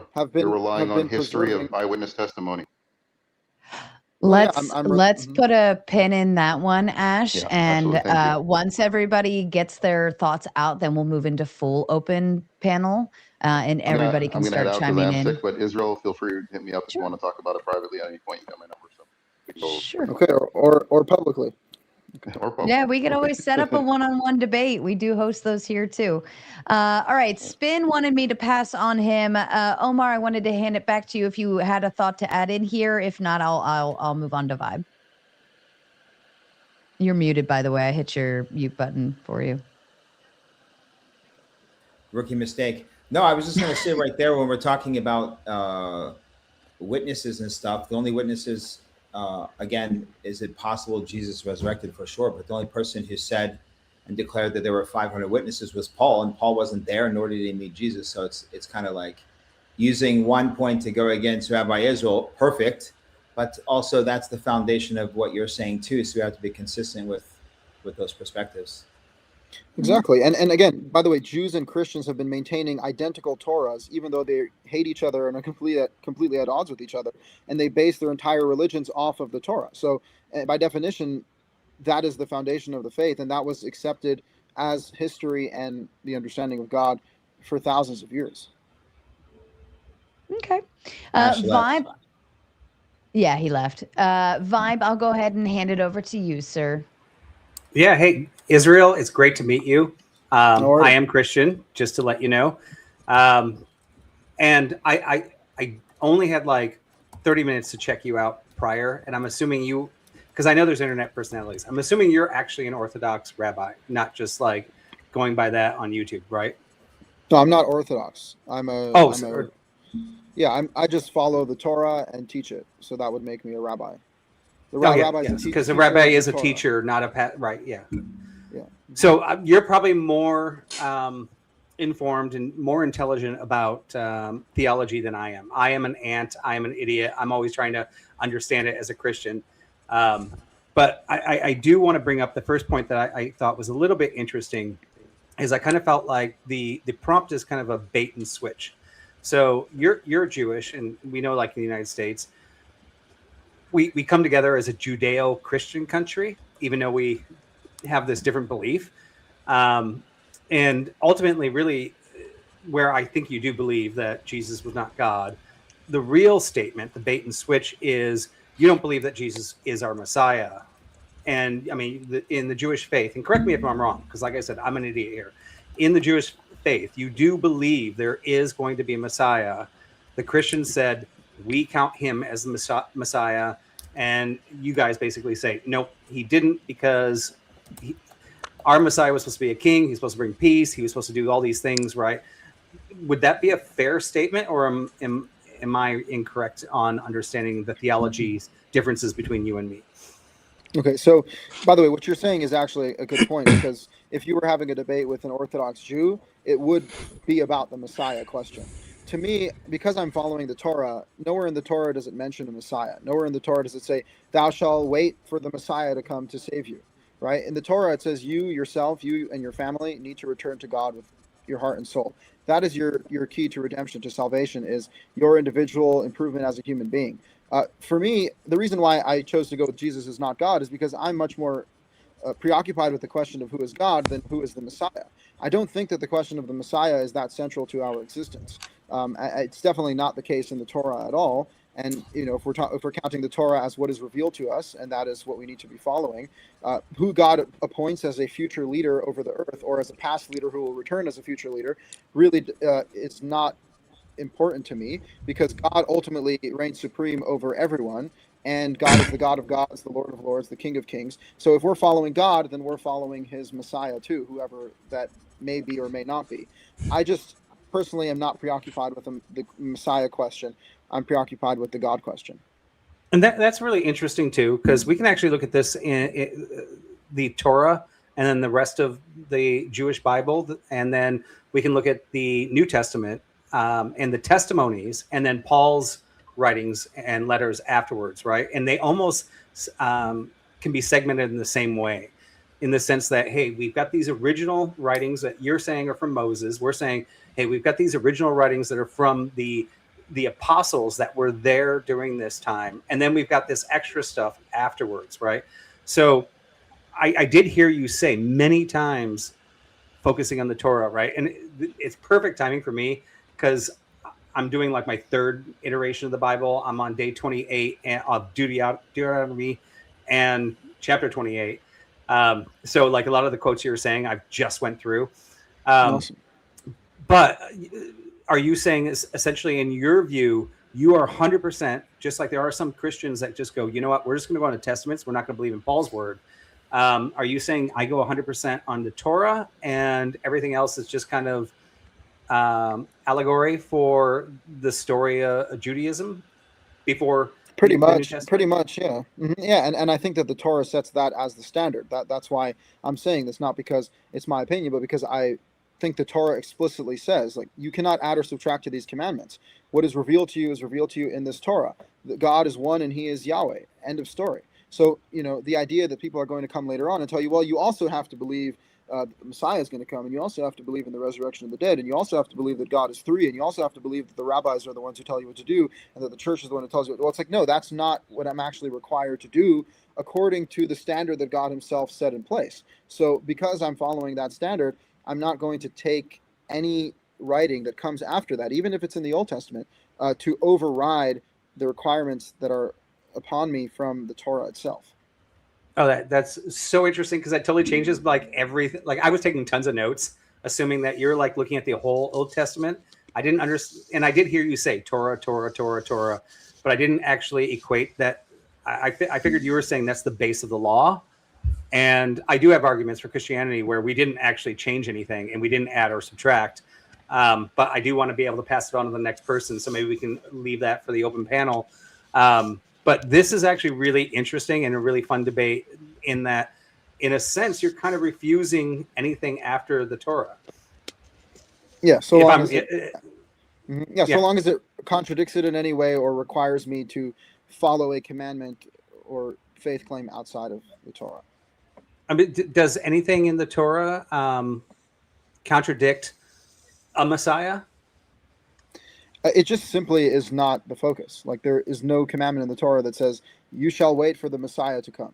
Like, that's just not, it's not mentioned, right? And so Okay. when you start to see that that's not even the goal of existence, to achieve messianism, the goal of existence is to achieve self-improvement. I mean, that's all the way, again, as we mentioned, Cain, the first man born on earth, improve himself. Like, this is about us and our personal lives and our families. And yeah, thank God for great leaders like Moses, like Joshua, like Samuel, like Jesus. Like, I have a lot of reverence for the character of Jesus. I just don't think that we should allow later writings and claims to override our foundational faith.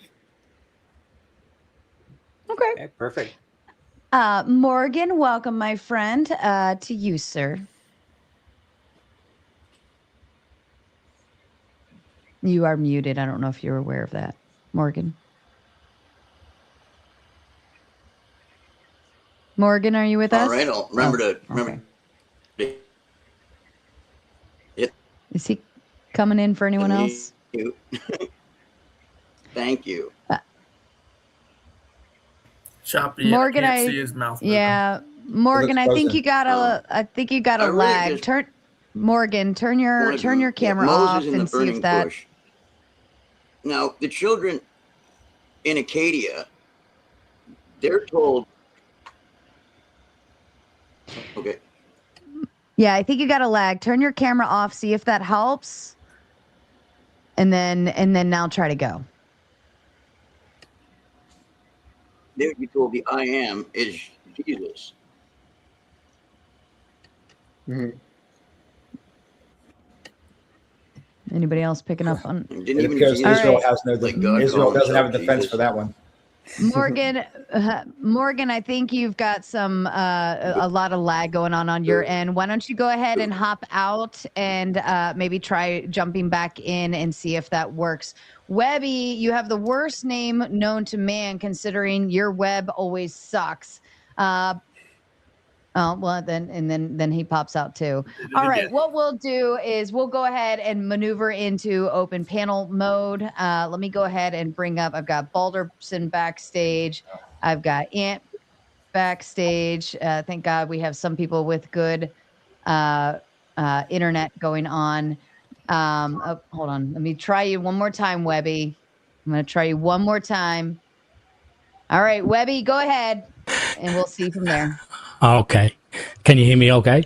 We can hear you. Yes. Oh, mate, good work for doing this, by the way. This doesn't look easy, sat on that side of this interrogation. Mate, my biggest concern at this stage in time is how these things interact with with reality at the moment. So let's say, for example, the West is Christian countries, let's say Israel, Judaist country, and then the Muslim countries. And how do those behaviors manifest in those countries? So, for example, the stuff that you've said, I actually quite agree with quite a bit of it. I'm trying to understand more of the difference between yourself and your beliefs between that and rabbinic Judaism. Do you still pray 3 times a day? Is there any differences there?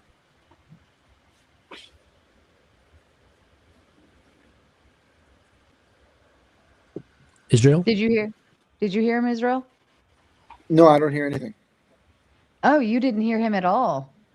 No. Yeah, that's a weird StreamYard glitch. You got to leave Webby and come back in. Okay. Or Israel does. I heard him. I think it's Israel. Hold on. Everybody stop for a second. Israel, you can hear me, right? I can hear you, and I heard Mr. Balderson. Okay, I want you to go down to your audio settings for what you can hear, and I want you to change your audio settings to something else and then change it back to your headphones. So I'm actually going through an external. I'm going through an external vault. So I don't have. You want me to just change what I'm listening to and then go back to it? Yeah. Mm-hmm. Yeah, change your speaker mode to something else. And while he's working on that, Morgan comes in with 5 months of a membership, says, thank you, Jesus is Lord. Thank you, Morgan. We appreciate you. Sometimes it's just when you have crappy internet, it doesn't work. And he also sends in the big 5 and says, thank you for hosting. You're most welcome, Morgan. You are most welcome. All right. Were you able to adjust it? Almost. Okay. And in the midst of that, Iotin sends the big 5 as a kind reminder that you owe your tomato tax. Don't forget you have a dono goal sitting up there and you've got 14 minutes to hit it before I become an angry mater, and you don't want to see that happen. So feel free to change that. How about now, Israel? Are you set? Not yet. Okay. He missed all the compliments that I was giving him too. And also backstage, I do have Rock E. Shepherd hanging tight back there. I've got the psychic Dashton, our lovely stuffed animal friend. Mark hanging out backstage. I do need a quick cam up back there before I can add you to the roster. Just cam up, say hello. You can stay in avatar mode after that.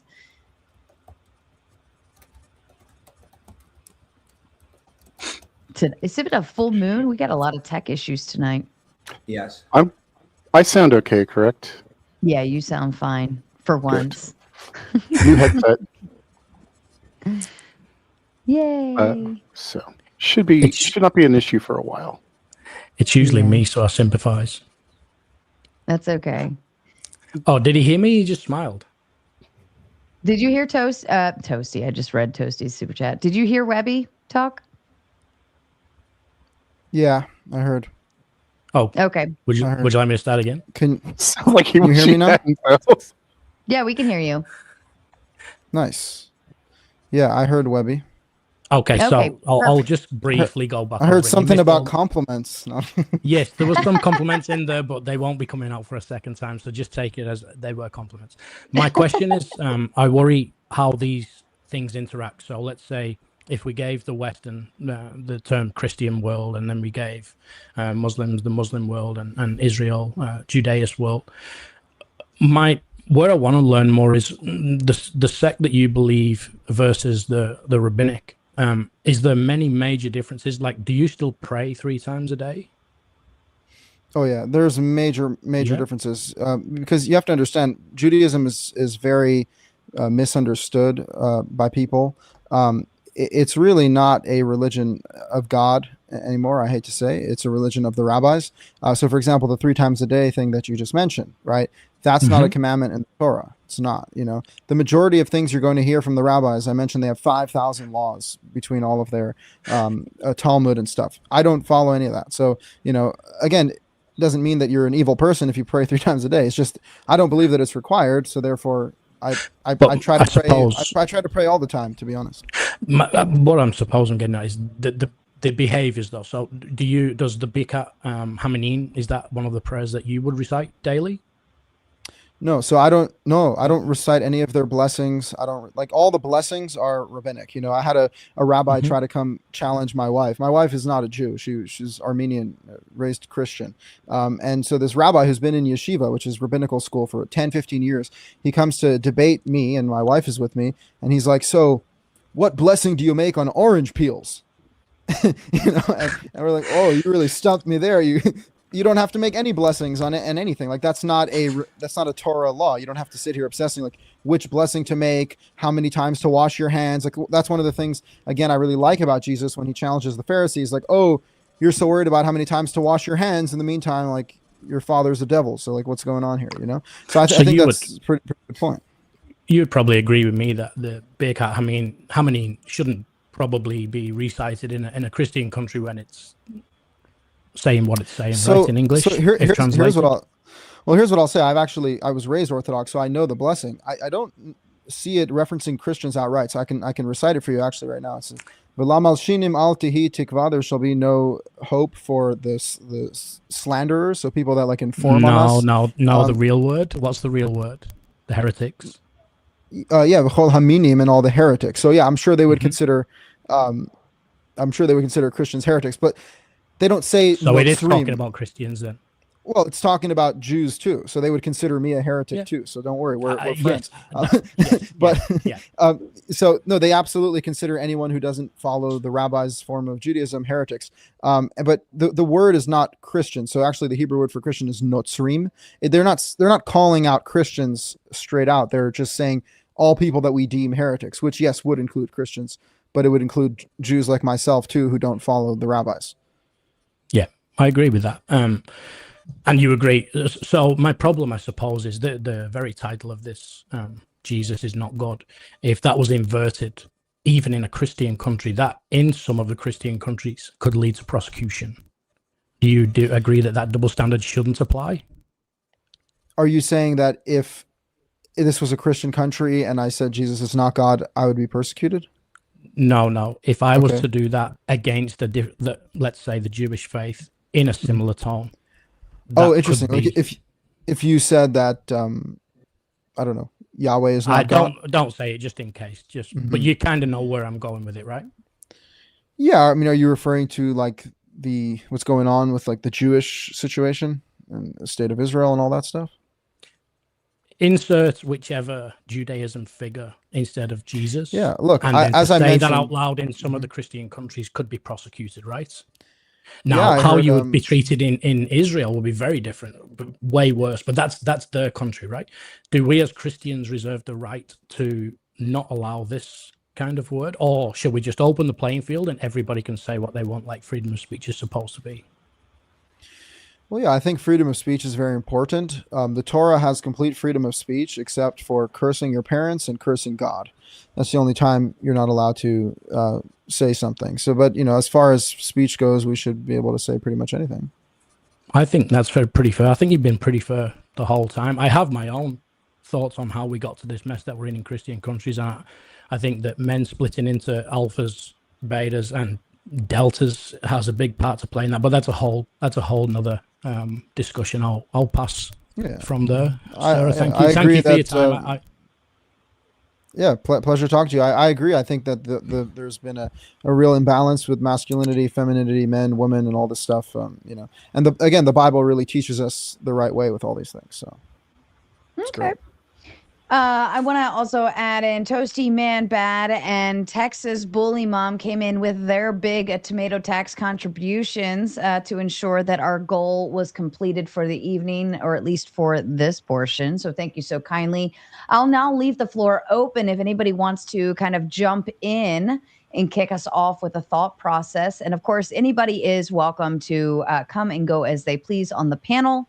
Also backstage, I have Rock E. Shepherd, Mark Amponin, and Dashton hanging tight backstage. If you'd like to shake up the panel, you can boot anyone off of this panel except for Israel, and Omar is under protected immunity for the evening as well as a featured guest, since he made this happen anyways. But for measly $10, if somebody's annoying you or you don't like them, or maybe you just don't like the way they look, I don't care. $10, you can boot them. You can boot them backstage and bring somebody else up. Go ahead. Now I know how it feels to be a Zionist in America. Put real on the topic of exactly what the topic is, right? God or Jesus is not God. And during your one-on-one with Sarah, you were talking about how, God can't be man. But then later on, you did say, God can do anything. So I can't say that God can't be man. And so there was a little bit of contradiction there. And I wanted to take you into my world here for a second.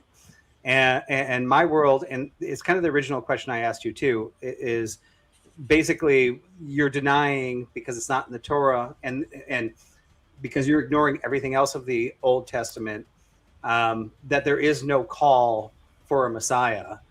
But let's just say there is no call for a Messiah, but God does come. And I know there's a lot of gamers on YouTube, so let's just say God's up there, he gets himself a game console, and he puts himself on the planet Earth, and he starts navigating that as his avatar, right? So here he is, his avatar, Jesus, and he's saying, hey, I'm actually not reversing any of the rules of the Torah. I'm looking at the 10 Commandments, and I'm going to fulfill them.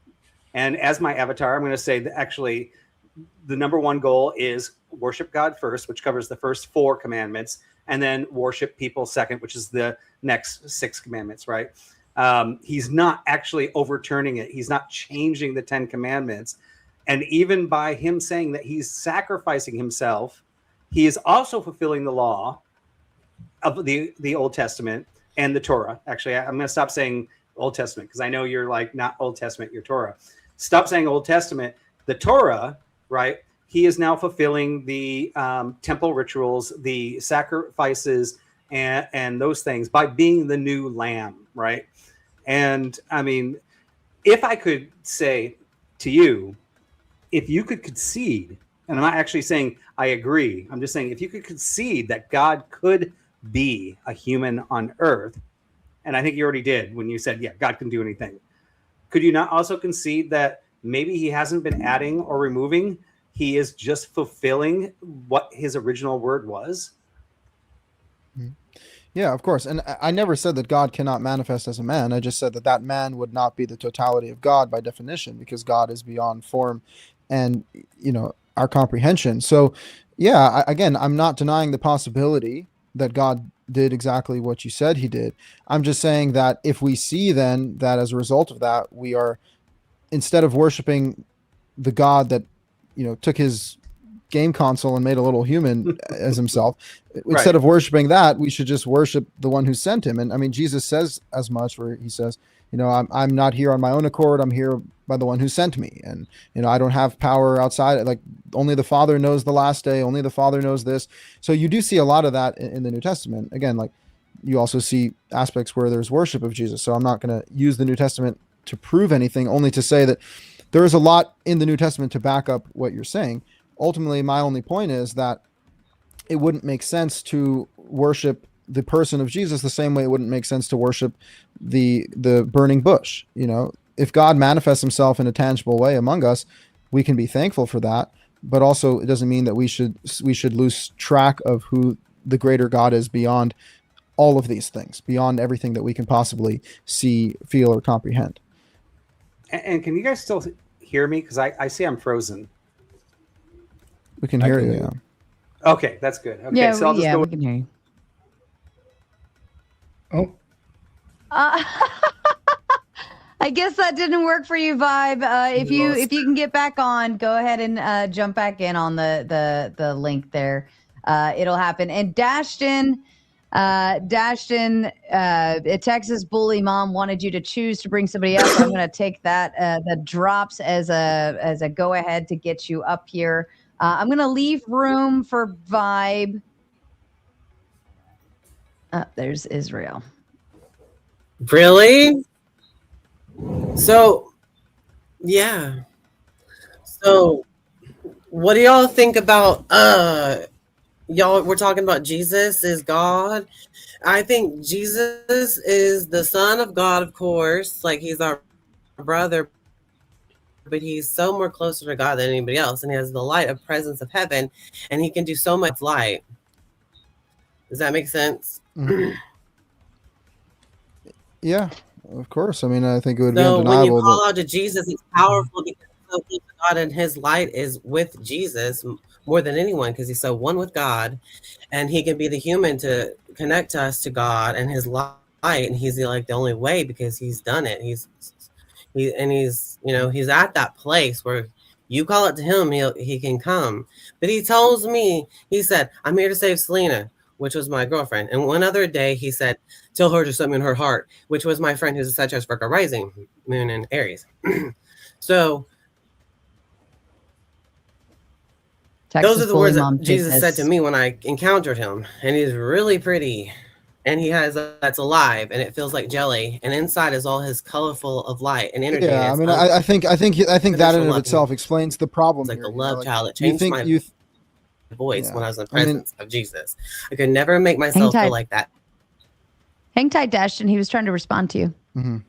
Yeah, I'm just saying. I think that in and of itself, you're revealing the problem. Like, oh, Jesus is.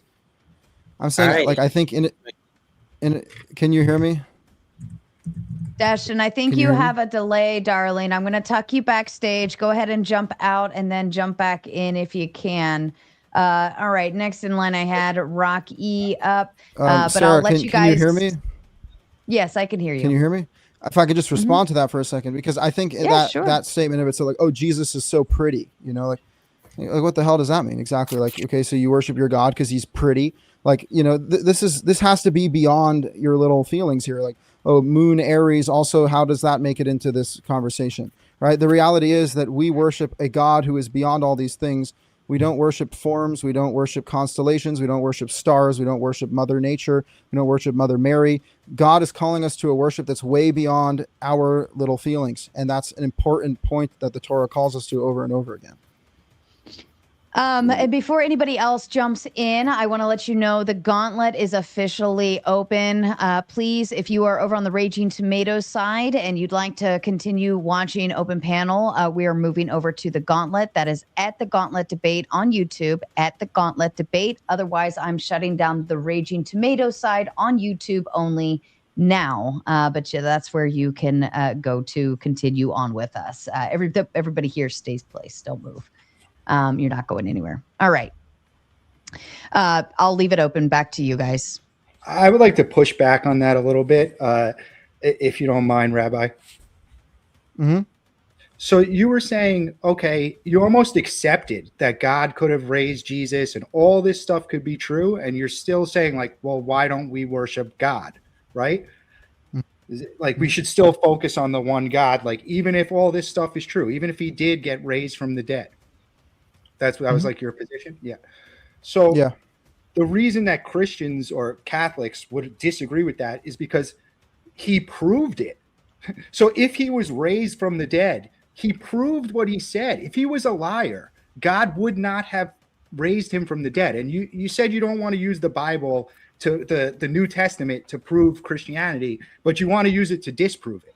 So you're using different lines to kind of try to disprove it a little bit, leaving out the ones where he says, if you've seen me, you've seen the Father. The only way to heaven is through me. He also says these things. And if it's true that he was actually raised from the dead, which we have tangible evidence for, even to this day. Also, if you type in ChatGPT, it will just say unexplained. Things like the shroud, things like the Veronica face cloth that you can line up like this perfectly. And the blood spatter are exactly the same blood type, thousands of years old. One of one in history. People were crucified in this manner. One of one with a crown of thorns and a Jacques Desmoulins. Wasn't Jacques Desmoulins given a crown of thorns also? Spear in the side and crucified 2,000 years ago in Not Jerusalem. spear in the side, but he was given a crown of thorns too. Right. So not relevant to what I'm saying. One of one in this specific crucifixion method. Side, thorns, in Jerusalem. The man on the shroud even has pollen from Jerusalem on his knees and his broken nose. The blood flowed from the body. This is scientifically proven. It wasn't painted on. So what I'm saying is we even have tangible evidence, multiple cloths, not even just one, two. So if it's true that God raised him from the dead, how you could not listen to the other things that he said are beyond me. Otherwise, God wouldn't have done that. So this is the flaw in the argument from the Christian perspective, because again, that's where we're. Can I just respond to that? Andrew, if he was God, he would have raised himself. God didn't raise him. If he's God, then he raised himself from the dead. No. Well, God isn't a he. So that's the point. That's the Catholic position. There is no God. Isn't an obfuscation, bro? God is not a being. It's at least in the Catholic position. Like I said before, I agree with that for sure. I just thought you were sorry. I thought that's what you thought. No, look, I just wanted to point out that I'm not disagreeing with you that God probably wouldn't have raised his son from the dead if his son was like going against him. And you're right. I'm bringing certain verses in the New Testament to prove that Jesus is subjugated to the Father. But then in Revelations chapter 1, Jesus says, I am the beginning and the end. So I'm not trying to make my case off of the New Testament. In fact, ultimately, you're relying on the New Testament as being the word of God. That's why you believe it in totality. I would say if the New Testament contradicts the Torah in any way, then it just wouldn't be right. Can I ask a question? Can I ask a question? Okay. Okay, you right? say So I'm just saying that, um, like, ultimately, we're still holding the New Testament to the standard of the Torah here. So you're right. In the New Testament, the only way to the Father is through Jesus. But in the Torah, it says in Deuteronomy chapter 4, Yehovah himself is close to anyone who calls out to him, right? And that's what it means to be part of the covenant of Israel. So I would say, like to me, I just want to appeal to the Father myself, and I don't believe that the only way is through Jesus. I think it's a way. It's clearly a way, but ultimately, what is the journey here? The journey is back to the Father, fundamentally. right, yeah. Right, but if Jesus Okay. proved through his resurrection, and it's not just based on the Bible, I'm showing you tangible evidence. But then how do you know that the words in the gospel are necessarily not fabricated? They very well might be. It's just like if you were to go to a court and you had 4 eyewitnesses that gave you a little bit. This one said Sarah was wearing a green shirt. This one said Sarah was wearing a blue shirt, but they all said Sarah did it. They're not going to say, oh, this one said this and this one said that, so the testimony doesn't count. This happens all the time. We have 4 different eyewitness testimonies. 4. No, we don't. Andrew, we don't have any. We have no eyewitness testimonies. We have one guy, with all due respect, we have one guy who said that there were 500 witnesses, but he never met Jesus either in life or death. I'm talking about the Gospels, and the differences in the Gospels is they're told from different perspectives. There are 4 different testimonies, and Catholics believe they're eyewitness testimonies. They may not be the first-hand written account. They may have been. But does that mean that every word written in there? But does that mean that every word written in there is true? Like, let's just say the overall testimony: Jesus existed and he did all these miraculous things and he was raised from the dead. Let's even concede that doesn't mean that every single word in the New Testament is true. In which case, I would just say that if I see something in the New Testament that is not based in the Torah, because there are a lot of things in the New Testament that are based in the Torah, but if I see something that's not, the Torah? I reserve the right to call that into question. Yeah. Well, that's the point. Like, so it doesn't have to be exact, and it doesn't. You can find contradictions in the Old Testament or New Testament. It doesn't have to be the infallible word of God. I haven't seen contradictions in the Torah. Is the Torah the first 4 books, or in the 5 books of Moses? Old Testament? The 5 books of Moses. Okay. Well, there's a contradiction by definition. Speaking of the 5 books of Moses, our lineup backstage actually almost sounds like we have like 5 books of something back there. We've got it is a full backstage, so anybody trying to pop in the link right now, it is full. You can't get in. I've got 5 extra people back there. Okay. Mark.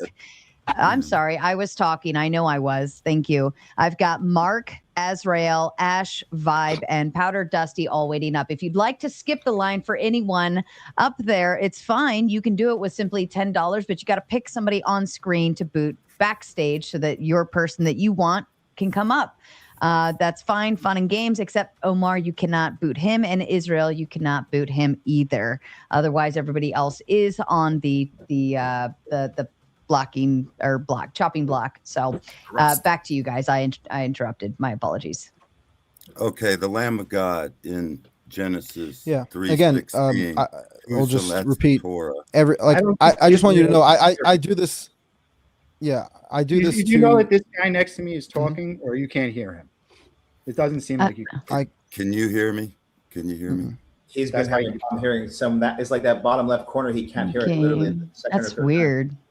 Very odd. Maybe it's like every new person that pops on, he can't hear. Sarah StreamYard was doing that to me earlier. Oh, was it? Yeah, it's been all day. They just did new features again, like yesterday or the day before, so it's extra. And they're dealing with. Well, ask the dude for me. Is the new guy talking right now? Yeah, I'm talking now. Rocky? So ask the dude for me. Yeah, I just see his screen loading. I'll translate. Go ahead, Rocky. Genesis 3:15. It talks about Genesis the Passover Lamb of God. Who's the Lamb of God? Who is the Lamb of God reference in Genesis? 3:15. 3:15. Where's the 3:15? Yes, Genesis 3:15, the Lamb of God. Okay. All right, let's check it out. And then I have a question for you, Rabbi Israel, after this one. I want you to tell me where in the Torah is the word Messiah or Mashiach mentioned in the Torah.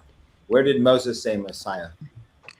Yeah, nowhere. The only time messiahs are talked about is when they anoint the priests with oil and they anoint the tabernacle with oil. So messiah means to anoint.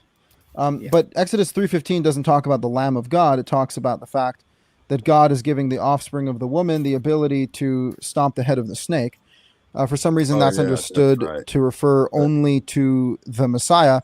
But if you actually understand the concept of offspring refers to the offspring of the woman. We're all offspring of the woman. So I read that as God actually giving humanity the ability to stomp the head of the snake, which is very much in the same vein of God telling Cain, you can rule over sin. That's a necessity.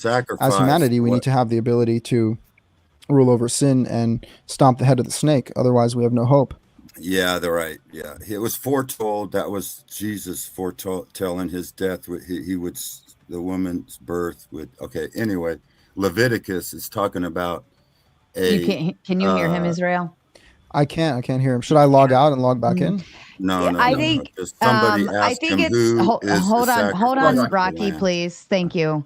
I would try to adjust your settings again because it worked last time, right?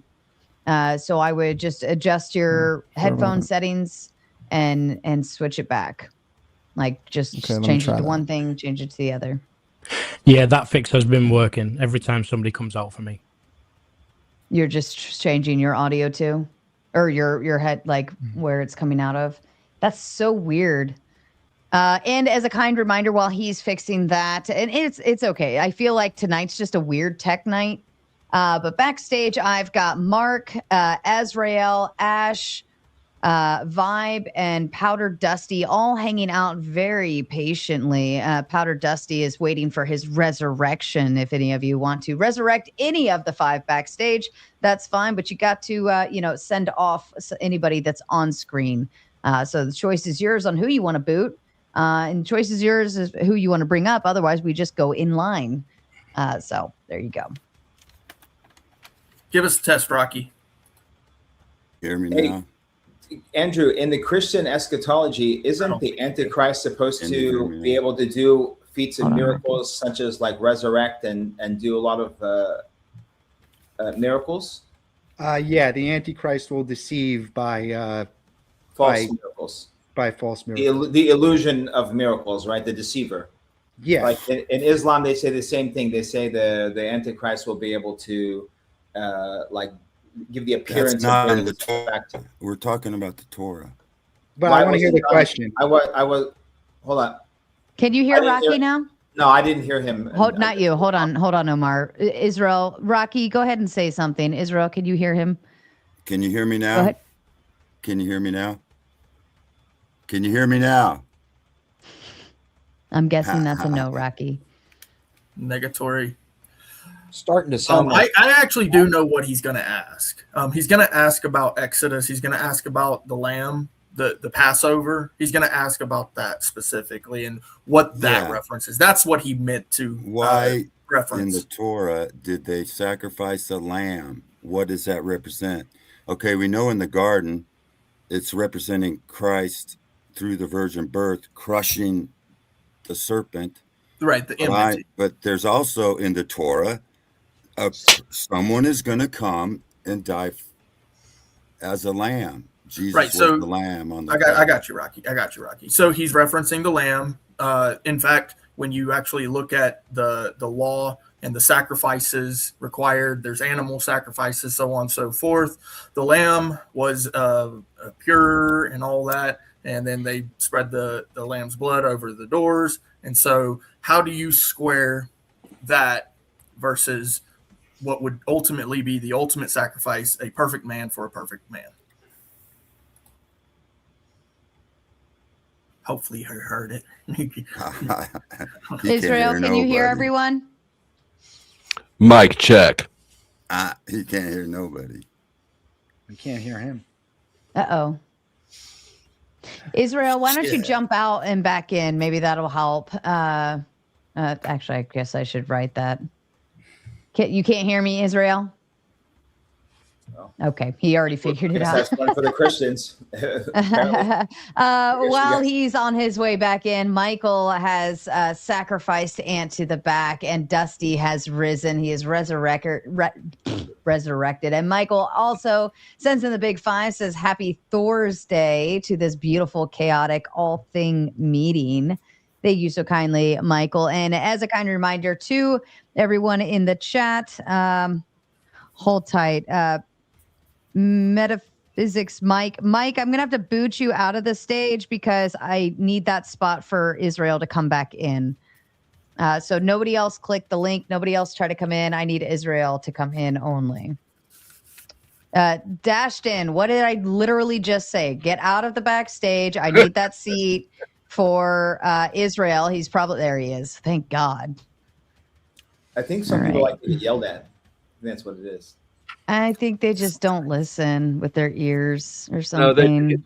Omar's onto something. They definitely like the Dami Mommy vibes. Yeah. They like to get yelled at publicly so they can like, oh, it's like being on stage. Someone Welcome back. Okay, go ahead, All right. Rocky. Can you hear? Can you Let's see see. me? Rocky says, yeah, we can see you. We can hear you. We got everything from you. Rocky, why don't you It's funny, talk and I don't see Israel? myself. That's the only thing. But can you hear me now? It's fine, honestly. Can you hear me? I can hear you, Rocky. Mm-hmm. I'm Rocky. Thank the Lord. Nice to meet you. Two gangsters.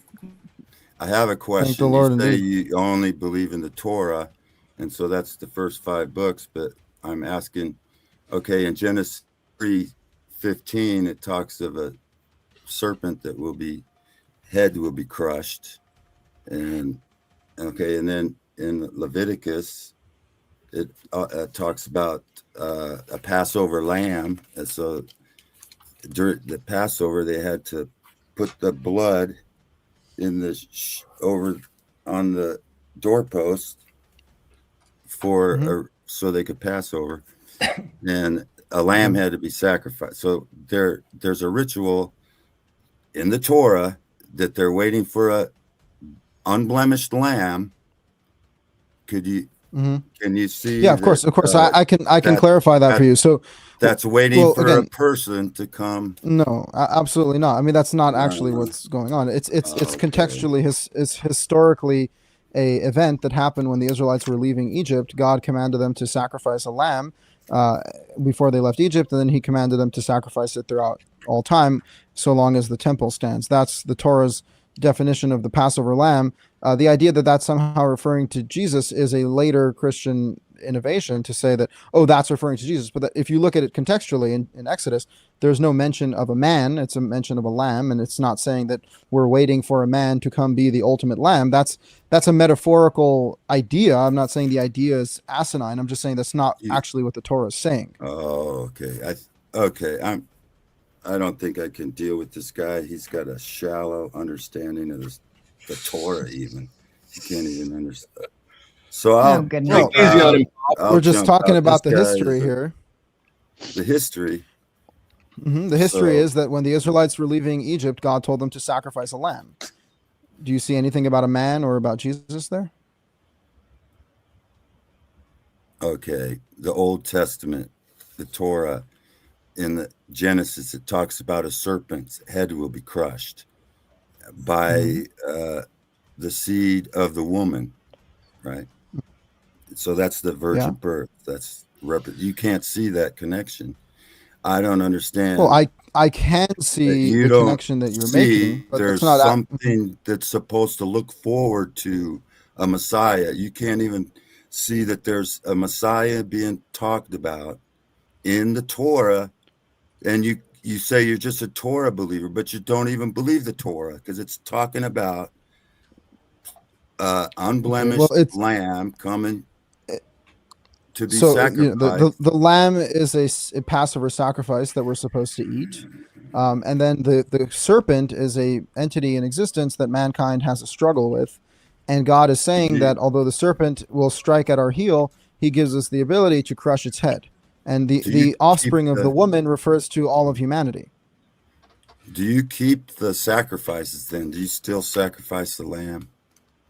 I do not, because it says in Deuteronomy 16 that you can only sacrifice when you have a temple, an active temple. And we don't have an active temple because we don't have an active priesthood. We don't have a land that's Torah observant. We don't have prophecy of God. So the temple is pretty much obsolete at the moment.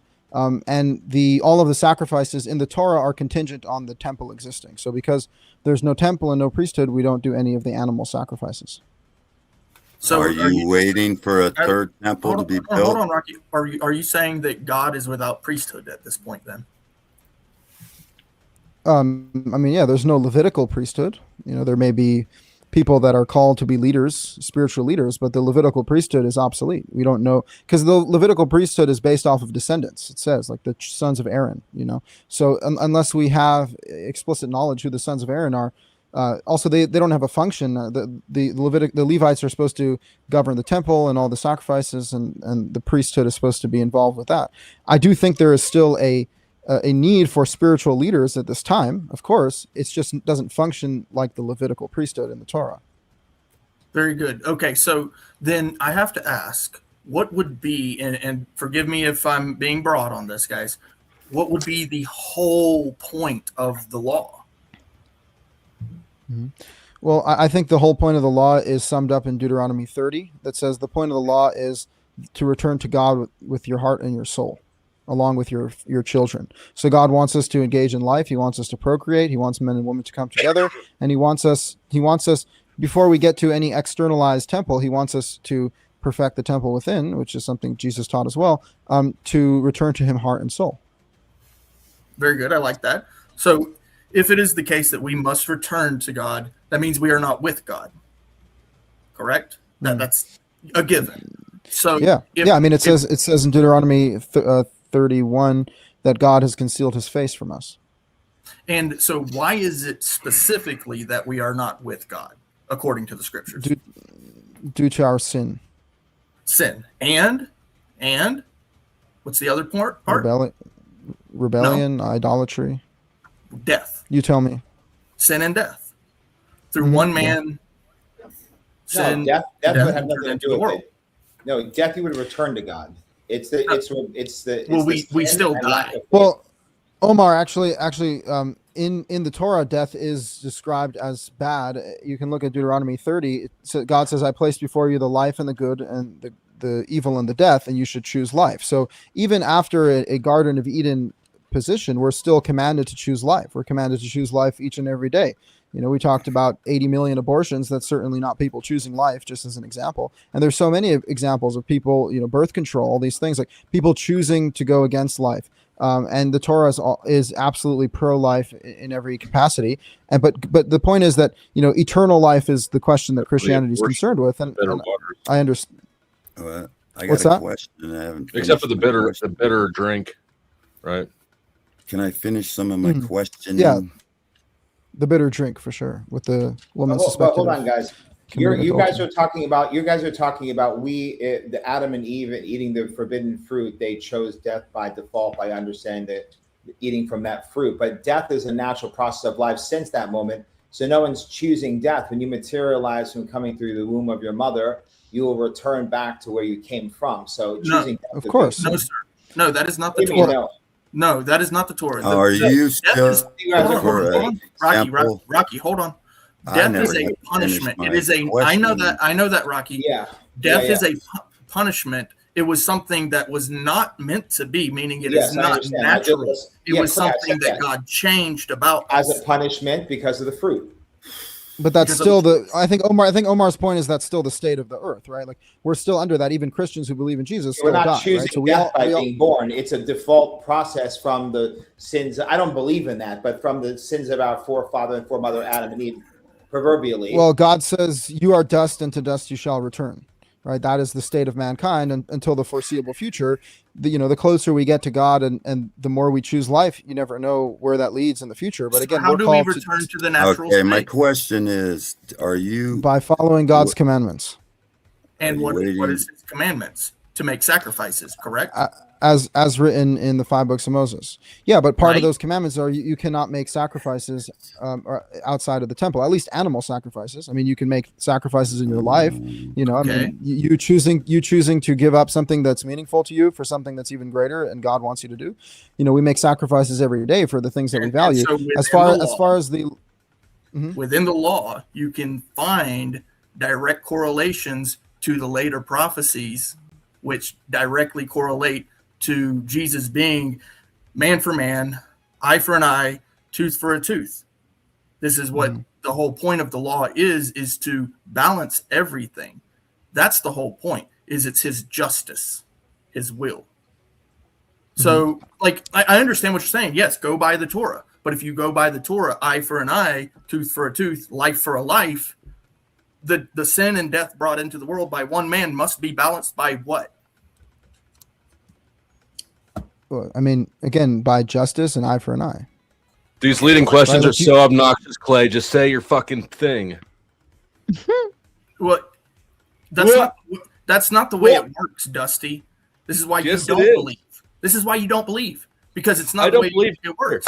I don't believe because God gave me logic. God gave me experience. What God didn't give me is a book. The book every single one on this panel got from a person. So I don't know why you would ignore. All you would ignore what, except for maybe Balderson, would ignore what God gave you in favor of what a man gave you. Riddle me that, Clay. Did you read? Why would you do that, Clay? Why would I do that? Because it is something that he gave us. Yeah, I mean, your own consciousness, though, is who introduced you to the Bible? Clay? Did God give you the Bible? He gave us everything in life, my man. Everything. I mean, your own consciousness, when you say God gives you things, it's being filtered through your own human lens. So, you know, you trust your judgment over a revelation that's been written down for thousands of years, but ultimately everything that we perceive as human beings is filtered through the human lens. So it just is a question of whether God actually revealed these things thousands of years ago. And I think there's a compelling case historically and logically and spiritually to say that it's by definition necessary for humanity to have these clarifications. If we had to guess, there's probably been tens of thousands of religions, maybe hundreds of thousands throughout all of human history. And you believe all of them are wrong, right? Except for yours. I don't believe they're wrong. You'd acknowledge up front that religion generally, not yours, of course, but everyone else's, is a good way for charlatans to get money and power over other people. To a degree, I don't think that the existence of religion and mankind trying to connect to God and to the spiritual existence is all a con. I definitely think that religion itself is a journey to God. I just think that there are more viable and more legitimate religions and less legitimate ones. And I happen to think that the Torah is extremely understandable and very reliable in its view of reality. And the picture of reality presented in the Torah is identical to the one that I see. And it's actually giving me the tools in order to propel myself forward in this world, which is a good test for how you know something's good and true. You see talking snakes? So you talking about the Torah? You mean in the first? I don't see talking snakes. You don't even believe in Isaiah or Ezekiel? You're not going based off of what you see in reality from the Torah. That's not actually correct. Well, you know. So your God is Moses. No, my God is Yahweh. And I definitely believe that Isaiah and these people were great people, but the standard of the religion that was set up in the 5 books of Moses is that no one afterwards can contradict what was established in the 5 books of Moses by God, not by Moses. Moses was simply a tool that God used to write this down. Now, as far as you're saying about talking snakes, well, you know, talking snakes definitely so exist. Isaiah was a liar. Ezekiel was a liar. All those. Yes, Rocky. Yes, Rocky. Well, yes, Pop. What you're saying. He was answering. I mean, they weren't liars. Also, we don't necessarily know whether they wrote those books. But they could be, especially if they're contradicting the 5 books of Moses. You don't know if Isaiah wrote the book of Isaiah. But and they were stinky too, Rocky. Wrote all the books of the Torah, because you can go back further in history and you can he saw it with his own fucking eyes. He saw it with his own fucking eyes. Except in I did not see it with my own eyes. Oh, he's talking about Isaiah. Well, again, then how the fuck do you know it's true? You're Well, muted, look, Sarah. While Rocky is rambling on, I'm going to use this as a kind reminder. Backstage, I've got Mark, which is a new person here. Don't know him. The Ezrael, of course, our Force Doctrine, right-leaning Christian. Ash, who was here earlier, he's dying to get back up. And then, of course, Vibe, who his computer overheated, so he's waiting to get back up. And, of course, Ant got booted back there, so he's patiently waiting as well. Please feel free to boot any panel squatters or whatever, or you just don't like the way somebody looks. But if you want a panel shakeup, you want to have some more fun, please feel free to send in that $10 dono. Also, you have 33 minutes and 33 seconds to send in those donos, or else this panel ends anyways. Mama Tomato is in chat. She says she is ready to boot. So, Mama, feel free to text me. I know you got some leftover tokens from Toasty to boot away. So feel free to do so at your discretion. Okay, back to you guys. If I could just point out that Isaiah himself was relying on the Torah for his authority, the same way Jesus was relying on the Torah. So everyone that comes after the Torah is relying on the Torah. So by definition, this entire religion is based off of the Torah. And the Torah was written in the claim is that it was written by Moses himself in the presence of the entire nation. That claim is not made about any of the other books. So apparently it's not such an easy claim to make. In addition to that, when you talk about, do I see talking snakes? Well, not necessarily little slithering snakes talking, but the concept is very relatable. There are people that are talking snakes. There are voices in your head that could be talking snakes. The snake is the voice that is slithering, poisonous, sneaky, telling you to do the thing that is going to be self-harming and self-destructing in opposition to God. That's what the snake is. And so when you understand that that's what the snake is, you can definitely admit that that's an accurate picture of reality. The snake is the art form you don't take reptilian brain. Literally. Sometimes you do take it. Let me follow up with him. Sometimes you don't take the text literally, and sometimes you do take it literally. That's no, I think that no, I believe that literally happened. Just because I'm not witnessing God. Yeah, why not?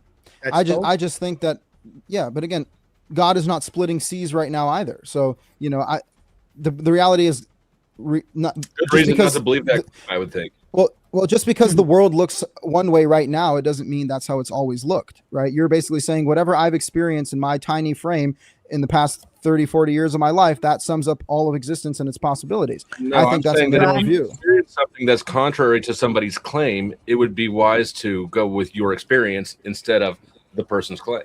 And you did say you see everything in the Torah in reality today. You did say that. Mm-hmm. You said, of course. Rocky, are you trying to get some talking time out? Is that what your 20s for, sir? I know usually you just pay to be able to talk. No. I would like the kick flow and the shaman. You cannot do the shaman. The shaman is on immunity status because if it weren't for him, the rabbi would not be here. He made this connection, so I granted him immunity for the night. But you can pick someone else. Who else would you like to pick? Actually, Sarah, it's spring break with my daughters, so I'm going to leave. As much as I was about to get this thing warmed up here, I want to say thank you all. Thank you, Sarah, again, Rabbi Israel. And everybody, good to see you, Clay, and Carlos in Spin City. It was a great experience with you this time. Good to see you. We yell at each other. Yeah, I just haven't called you shaman of your own fucking tribe. There. Now it's as if that would be an insult. Go back to your country, anchor baby. Okay, I have a question, Rabbi. I have one question for you. If Jesus were to, it's don't worry, you won't get it because he's afraid. Did you actually think you were going to come in here and get away without me fucking with you? Did you honestly think that was going to happen? He's our resident DEI gay guy here. We need a speed date. Fucking good. Sarah gets tax deductions by keeping one guy who calls him DEI and he checks 2 boxes. He's both gay and retarded. Listen, I have not come at this Jew yet, so I've been preserved. He's still talking about me, by the way.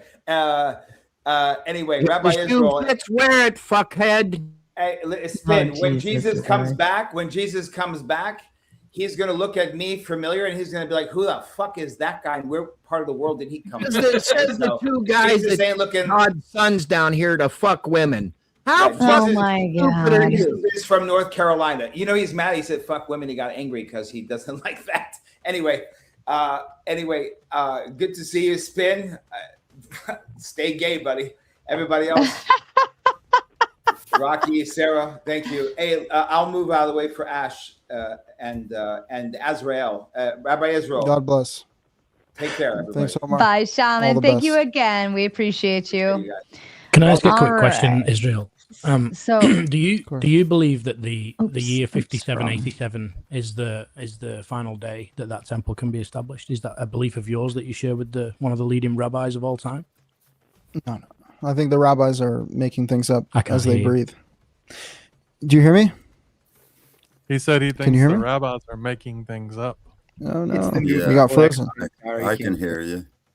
You can hear me? I would like. Did we get frozen again? Can you hear me? I can I hear you hear, as I well. hear you fine. It's you're the one that can't hear, I think. You can't hear Yeah, the new it's something. people. Are you using Google Chrome by chance? No, Safari. Oh, there it is. That's probably why. Use Google Should I Chrome log- when you use StreamYard. Yeah, jump Okay, out. I'll- Go ahead and pull up a Google Chrome browser and just I'll plug the link backstage again if you want to just Got it, mate. Got it. grab that one. Nobody jump backstage. It's full back there. I need a spot for Israel to jump back there. Nobody else jump up there, please. All right.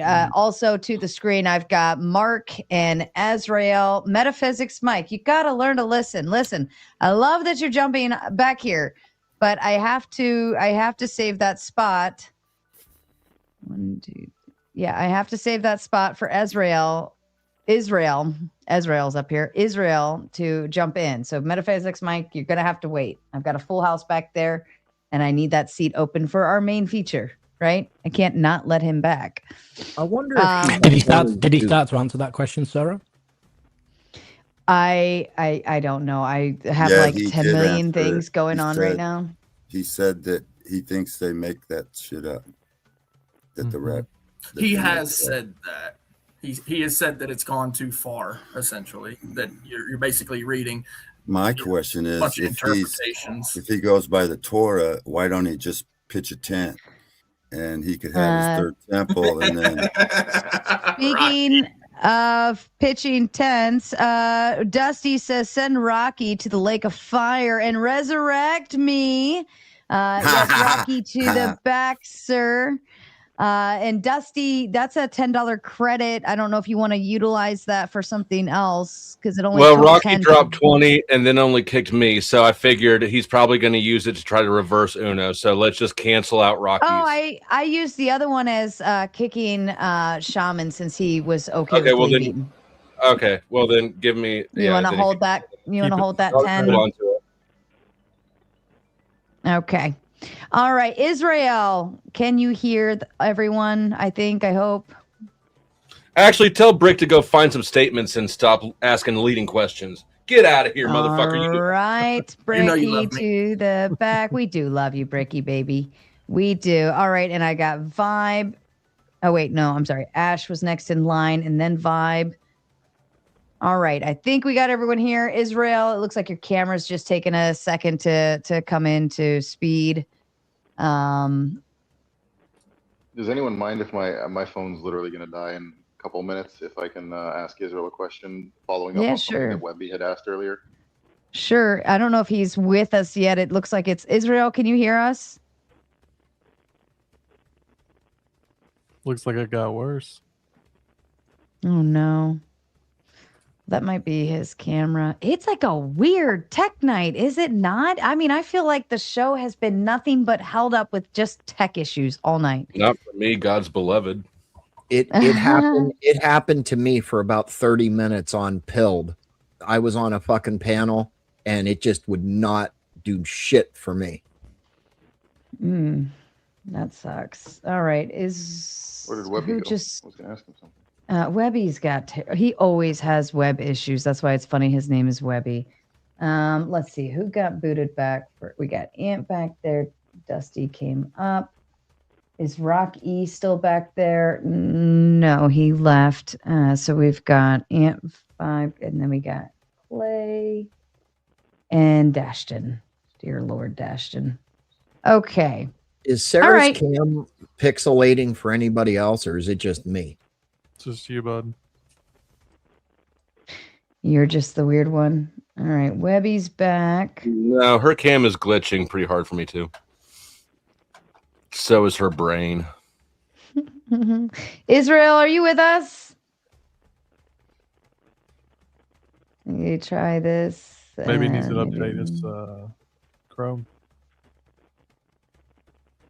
It's like being at my grandparents' house trying to work out how to use the TV for them. He said he Man, can hear what us in the a- private chat. He can hear us. Okay, if you're talking, we cannot hear you. He should just come back in on his Safari. It's probably better that way. Yeah, maybe try back in the other way. I don't know. Is your stuff connected? Like, do you have the right mic settings? Make sure you have, because usually Google will say at the top, like, allow these devices to be used on Google. You have to make sure you hit yes. And then when you're in StreamYard, the little wheel at the bottom should have your audio and camera settings. Make sure you have the right settings in. Maybe he should What just a- do both. He can talk to us from Safari and listen from Chrome. Can I ask Webby, are you Catholic? No? You're Christian though, right?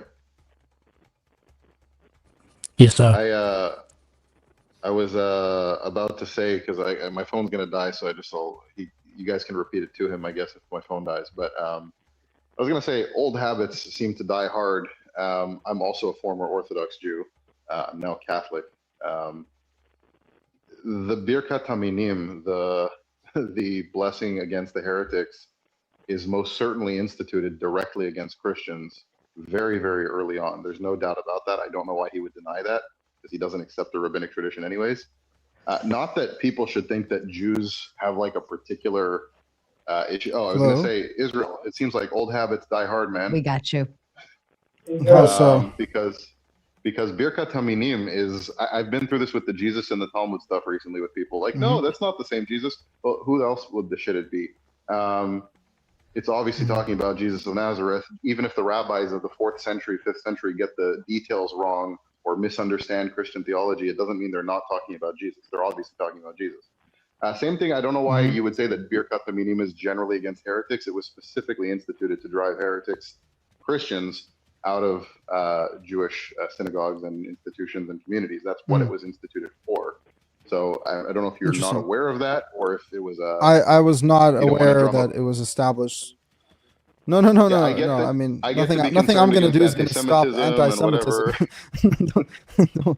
No, honestly, I just did not know about that historical fact. Yeah, I mean, the reality is, though, like, people need to understand, most Jews know about as much about their own history as a duck-billed platypus knows about its history.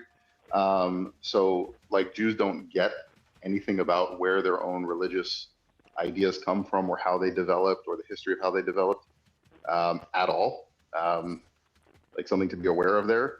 But those things are, like, that's why I tell fellow Jews, number one, become Catholic. But number two, if you're going to stay in Orthodox Judaism, at least stop defending some of the crazy shit people have said in the Jewish community over the years. Like you can just say they're wrong. But I think that was unfortunately, my point. That was my point when Yeah, you but did the then- translation. Yeah, but you purposely left out the heretic part and tried to use something more favorable. Not at all. Not at all. I'm not trying to leave anything out. I'm just saying that they don't reference Christians outright, and I was not aware of the fact that They never Ash is do saying that in they that sense. instituted. Yeah, they don't say like end the Christians. They say the heretics, which is a broad term for even people like myself, as I said. But Ash is saying that historically they instituted that blessing against Christians, so that changes things, obviously. But the thing is, Ash, they couldn't possibly condemn the rabbis because then they wouldn't be Orthodox. So it's correct. The catch-22 there. No, but they could say we love our traditions and we want to keep these things. We think this. I've met many modern Orthodox people that say, "Hey, we believe this is the best explanations on how to keep the Torah. These are traditions that have passed down, so this is the way we're going to do it." you can do that without affirming like Ruach HaKodesh inspiring the rabbis to what they're saying. You can just say, hey, we think that this is the closest we can get. I know a lot of people that say that. Which Yeah, takes me back which takes me back to my question before. Israel is around the year 5787 is obviously huge and pushed from the very top rabbis as the last day for the temple to be made, right? Which is, funnily enough, October next year, and with everything that's not at all biblical. The moment. Yeah. Okay. It makes sense that the rabbis would try to drive apocalyptic events. I mean, I think in general, people who are trying to push for the apocalypse have some issues, to say the least. But yeah, the Bible never gives a date on any of these things. Well, modern rabbis have turned the Messiah into like a tech oligarch who's going to like control the world through AI and download Torah into your brains to fulfill biblical prophecy. So I think we've gotten a little bit out of hand there. So I say to my fellow Jews, whoever, Oy vey. I think we know which community is diminishing the God of Israel and which one isn't. Because if you have to chalk up biblical prophecy to AI downloading Torah into your brains, and you have to flying on, you don't believe in God. El Al Airlines is going to fly you to Israel. That's I think we've gone a little bit far. So yeah, I mean that's faithless by definition. Or to Yahweh. So Israel, I wanted to ask you, the only prophet to exist that can write and interpret or dispense the word of God would be Moses in your book? Well, it's really just in our book that we share that the foundation of the faith is the 5 books of Moses, and Moses is writing by the hand of God saying you cannot add or subtract to these commandments. So that's setting the stage for the religion to develop, that it's not going to involve abolishing the Torah or introducing faith claims that are not Torah based. Yeah, I don't think anyone's trying to abolish or diminish the Torah in Christianity. It's the foundation of our beliefs. We derive everything that we believe from Jesus, from the Torah and the preceding books up until the New Testament and then into the New Testament. But my question is you kind of deny all the books after the Torah. What makes the Torah so special? What makes Moses as a prophet so special that was the last individual to actually write anything that was inspired or divinely ordained by God, opposed to all the later books, which is far numerous and far more detailed and build upon and expound upon the original? Right. Well, first of all, what makes him special is that he comes first. Second of all, what makes him special about the nature of his prophecy.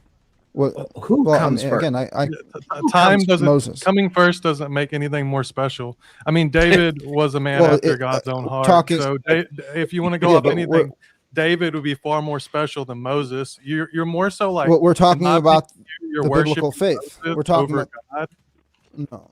No, because we're talking about the biblical faith, and the biblical faith is founded in the Torah. So if we're starting from the beginning, the Torah is setting the standard and saying anything that follows this cannot contradict it in any way. No one could add a commandment. No one can tell you that God is someone other than the one revealed in these 5 books. So isn't it what he's kind of saying is, I mean, I really respected in your original opening. I'll read to you what it says in Numbers. It says that Moses was a unique prophet. God says he sees God clearly, not in a vision, not in a riddle. But Wrong mic 5. Moses saw. Well, nobody. Numbers is perfect, right? So like Numbers is like perfect. Right. So Moses saw God directly and communicated with him directly. His prophecy was on a different level than other prophets. Very untrue. Definitely not that of Jesus.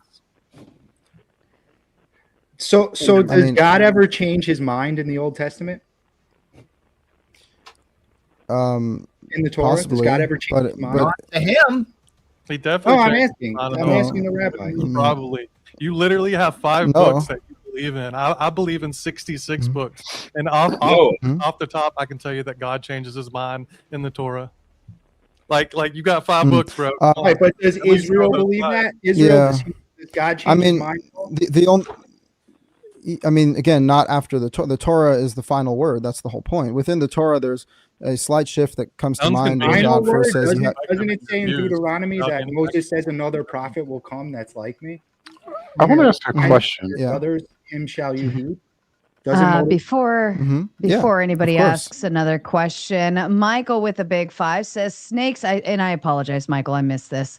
Snakes are just living out their telos. Why you got to do them dirty? Because they got no limbs. Poor snakes. No mercy here. And speaking of donos, chat, you are currently sitting at 3 out of 10 on your dono goal, and you have approximately 13 minutes left to do it. Here in approximately 3 minutes, if you don't start pushing in, I'm going to make the panel do a grift break for all of you, and we're going to stop this amazing content and conversation going. So you know what to do. You know how to fix it. Don't make me do what I got to do. Back to you. I apologize. It just seems like you're cherry picking when you want to believe something and when you don't. Because if God changes his mind, it seems like you're putting God in a box and saying he can't do this.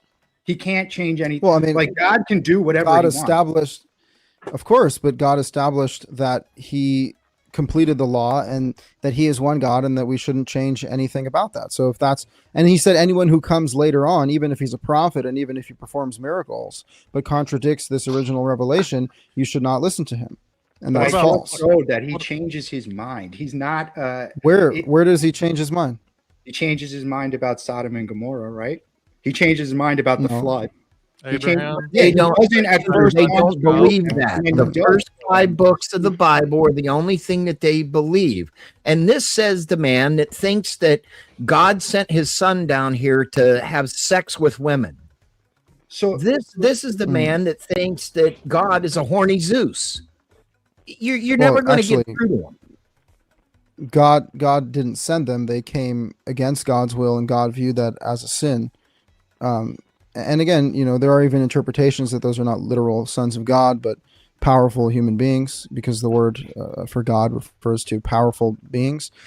So it's possible they weren't literal divine beings, but God didn't send them. God actually was upset about that, and he shortened the human lifespan according to the text.